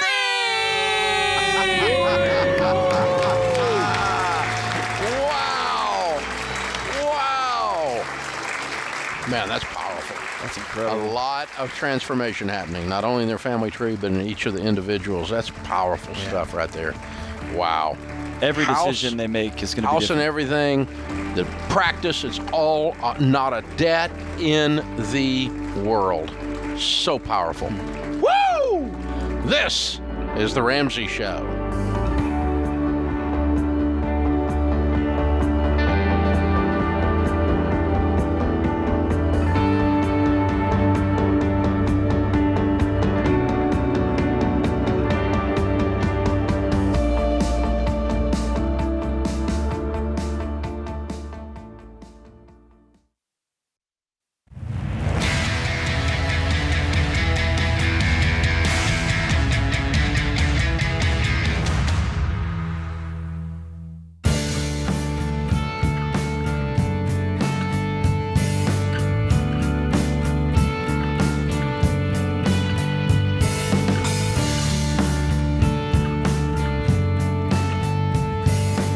Our scripture of the day, Ecclesiastes 7:12. The protection of wisdom is like the protection of money, and the advantage of knowledge is that wisdom preserves the life of him who has it. Albert Einstein says we cannot solve our problems with the same thinking we used when we created them. Oh, amen. Amen. Requires new thoughts. That's what we're here for. To make sure usually you have some requires- new thoughts. Yeah, and usually that some of them are requires good. new actions. Kevin is with us. Kevin is in Fort Walton Beach. Hi, Kevin. Welcome to the Ramsey Show. Hi, Dave. Hi, John. Thanks for taking my call. Sure. What's up? The question that I have is about life insurance. So we are debt-free except for a house. We are currently renting. And the plan for the financial freedom is we should be, I guess, kind of at a financially free point, and I would guess about 5 years. But my question is, so how much and for how long should we get life insurance, assuming we're going to be able to self-insure in a fairly short time horizon? Okay. Self-insure means that 5 years from today, you're going to have a paid-for house, your kids are grown and gone, or you have so much money that your kids are taken care of if you die. Anyway, how old are you? So we are, both my wife and I are 34. And you're renting? We are currently renting. You have children? We do have 2 children. Okay. And how much money do you have? Currently, we have around $500,000. Okay. And what do you make a year? So our income right now is about 140. Mm-hmm. We live on about a third of our income, so we're able to put a lot into investments. Mm-hmm. And then so due to a job change, probably within about a year, our income should be increasing substantially. Okay. Apparently you understand my definition of self-insured is there's enough money in investments that your family will have enough income coming off of those investments without touching the principal to take care of them easily without your income being there. Your income is replaced by income off of the investments without having to touch the actual principal of the investments. If you're going to be there in 5 years, then, you're there. Are you guys healthy? Yes. Okay. Because here's the thing. I mean, $1 million on a 34-year-old just doesn't cost but the cost of a pizza. It's not much money. And I do, yeah. You're not. And I guess that's my question is, do we do that? Because I know you kind of typically recommend the 10 to 12. Yeah, I'm just saying. But if you buy $1.5 million on you, or whatever, it's just not much money. We're not talking about some super expensive policy. If you go to XanderInsurance.com and you quote out $1.5 million, $2 million, whatever, on a 34-year-old, it's just not that much. It doesn't cost that much. So, if you buy that for a 10-year or a 15-year, I'd probably just buy a 15-year, and then when you reach the point that you are self-insured by the definition I just gave you, that your wife and children are, they got $100,000 a year to live on, so you've got, $1 million in investments that they can draw off of. Once you reach that point, you would just cancel the insurance if you want to. You may find other uses for it, but in terms of just padding things and that kind of stuff. But it's the difference in a 10-year and a 15-year is not going to be substantial enough at 34 years old to screw with it. I wouldn't worry about it, or even a 5-year. I mean, it's just not. It's not going to blow you away. That it's not triple. It doesn't cost that much more, and so. I would probably just go ahead and get a 15-year, 12 times your income, and then if you reach self-insured before the 15 years is up, cancel it. And I look at those decisions in my life, Dave, on a seesaw, and of risk, right? And so, what's $500 or $600 or $700 a year versus my family being taken care of if something happens. It just doesn't make any sense on the other side of it. Right. I have the advantage and the distinct disadvantage of having sat with 34-year-old widows. Yeah.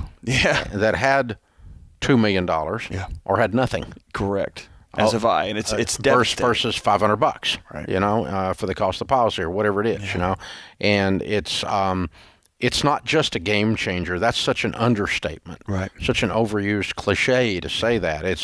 It's oxygen. Yeah, it's everything. It's not that money replaces somebody or anything like that, but it's a way different conversation. Man, to be sitting in that living room with somebody and they're going, Dave, and they're friends of ours, and Dave, we did this stuff you said to do in the class, man, and we got, I got $2 million coming, and I'm scared I'm going to mess that up. That's a different thing than I'm scared. And then I'm scared. I don't know how we're going to eat next week. I got to go to work on Monday. Yeah. So it's not that much money. No. Carson is with us in St. Louis. Hey, Carson, welcome to the Ramsey Show. Hi, Dave. Thanks for taking my call. Sure. What's up? So my wife and I, for the last year and a half, have been on baby steps 4, 5, and 6. Good. The 2 years prior to that, we were on steps 1, 2, and 3 and paid off about $80,000 in debt.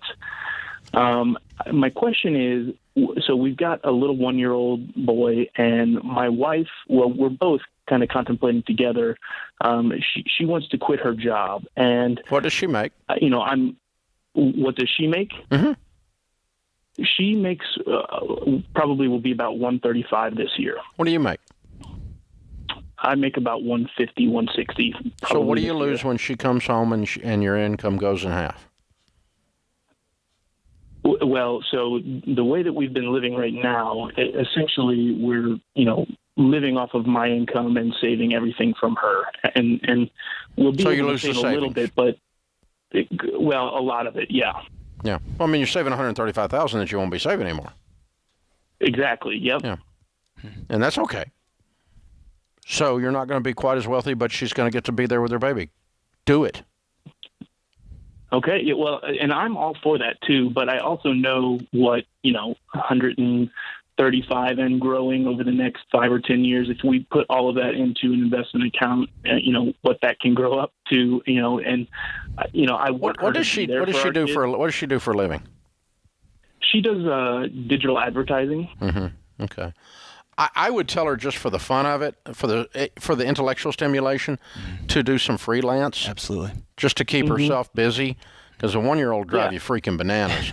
But and if she'll stay current in that world, she can step back in whenever she wants or whenever you all want. You have absolutely no financial need to do that. And I trade 1-year-olds for money in about 30 seconds. Yep. And I totally agree with you. It's more just, is it what we could have in the future? Is it a wise decision? I am you don't need on it. Your side. I think you don't need it. Okay. Yeah. Hey, it's not a math problem, Carson. You can be multimillionaires on $150,000. Okay. And by the way, you're not going to make $150,000 in the future because you're going to be making more, and she's also going to have some freelance income. And when the kids are 8 and 9 and 10, and she's sitting at home by herself while they're at elementary school, she's going to go back to work and do something because this woman likes what she does. She just likes 1-year-olds better. Yeah, way more than I'm worried about your income. I'm worried about her identity, and so I'd recommend her getting some professional women, some stay-at-home mom women in her circle. Yeah, and she's got a good support group too, awesome. and so I think that makes me a lot more comfortable with the decision. Just hearing you guys talk it out, so I really appreciate that. Thank you. I'm so proud of you guys. I'm proud that you got up to baby step 4 where you can do this and it's a no-brainer. Yeah, y'all worked hard to get to this exact moment. This is living like no one else, so that later you can live and give like no one else. This is exactly what you're doing. Well done. Very proud of you. John, good show. Thanks, man. Good show, James and Kelly in the booth. I'm Dave Ramsey, your host. We'll be back with you before you know it. In the meantime, remember, there's ultimately only one way to financial peace, and that's to walk daily with the Prince of Peace, Christ Jesus.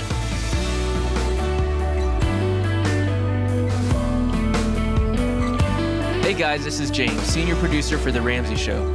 Did you know over 18 million people listen to The Ramsey Show every week? And a lot of those people listen on one of our 600 plus radio stations across the country. To find a station near you, head to theramseyshow.com.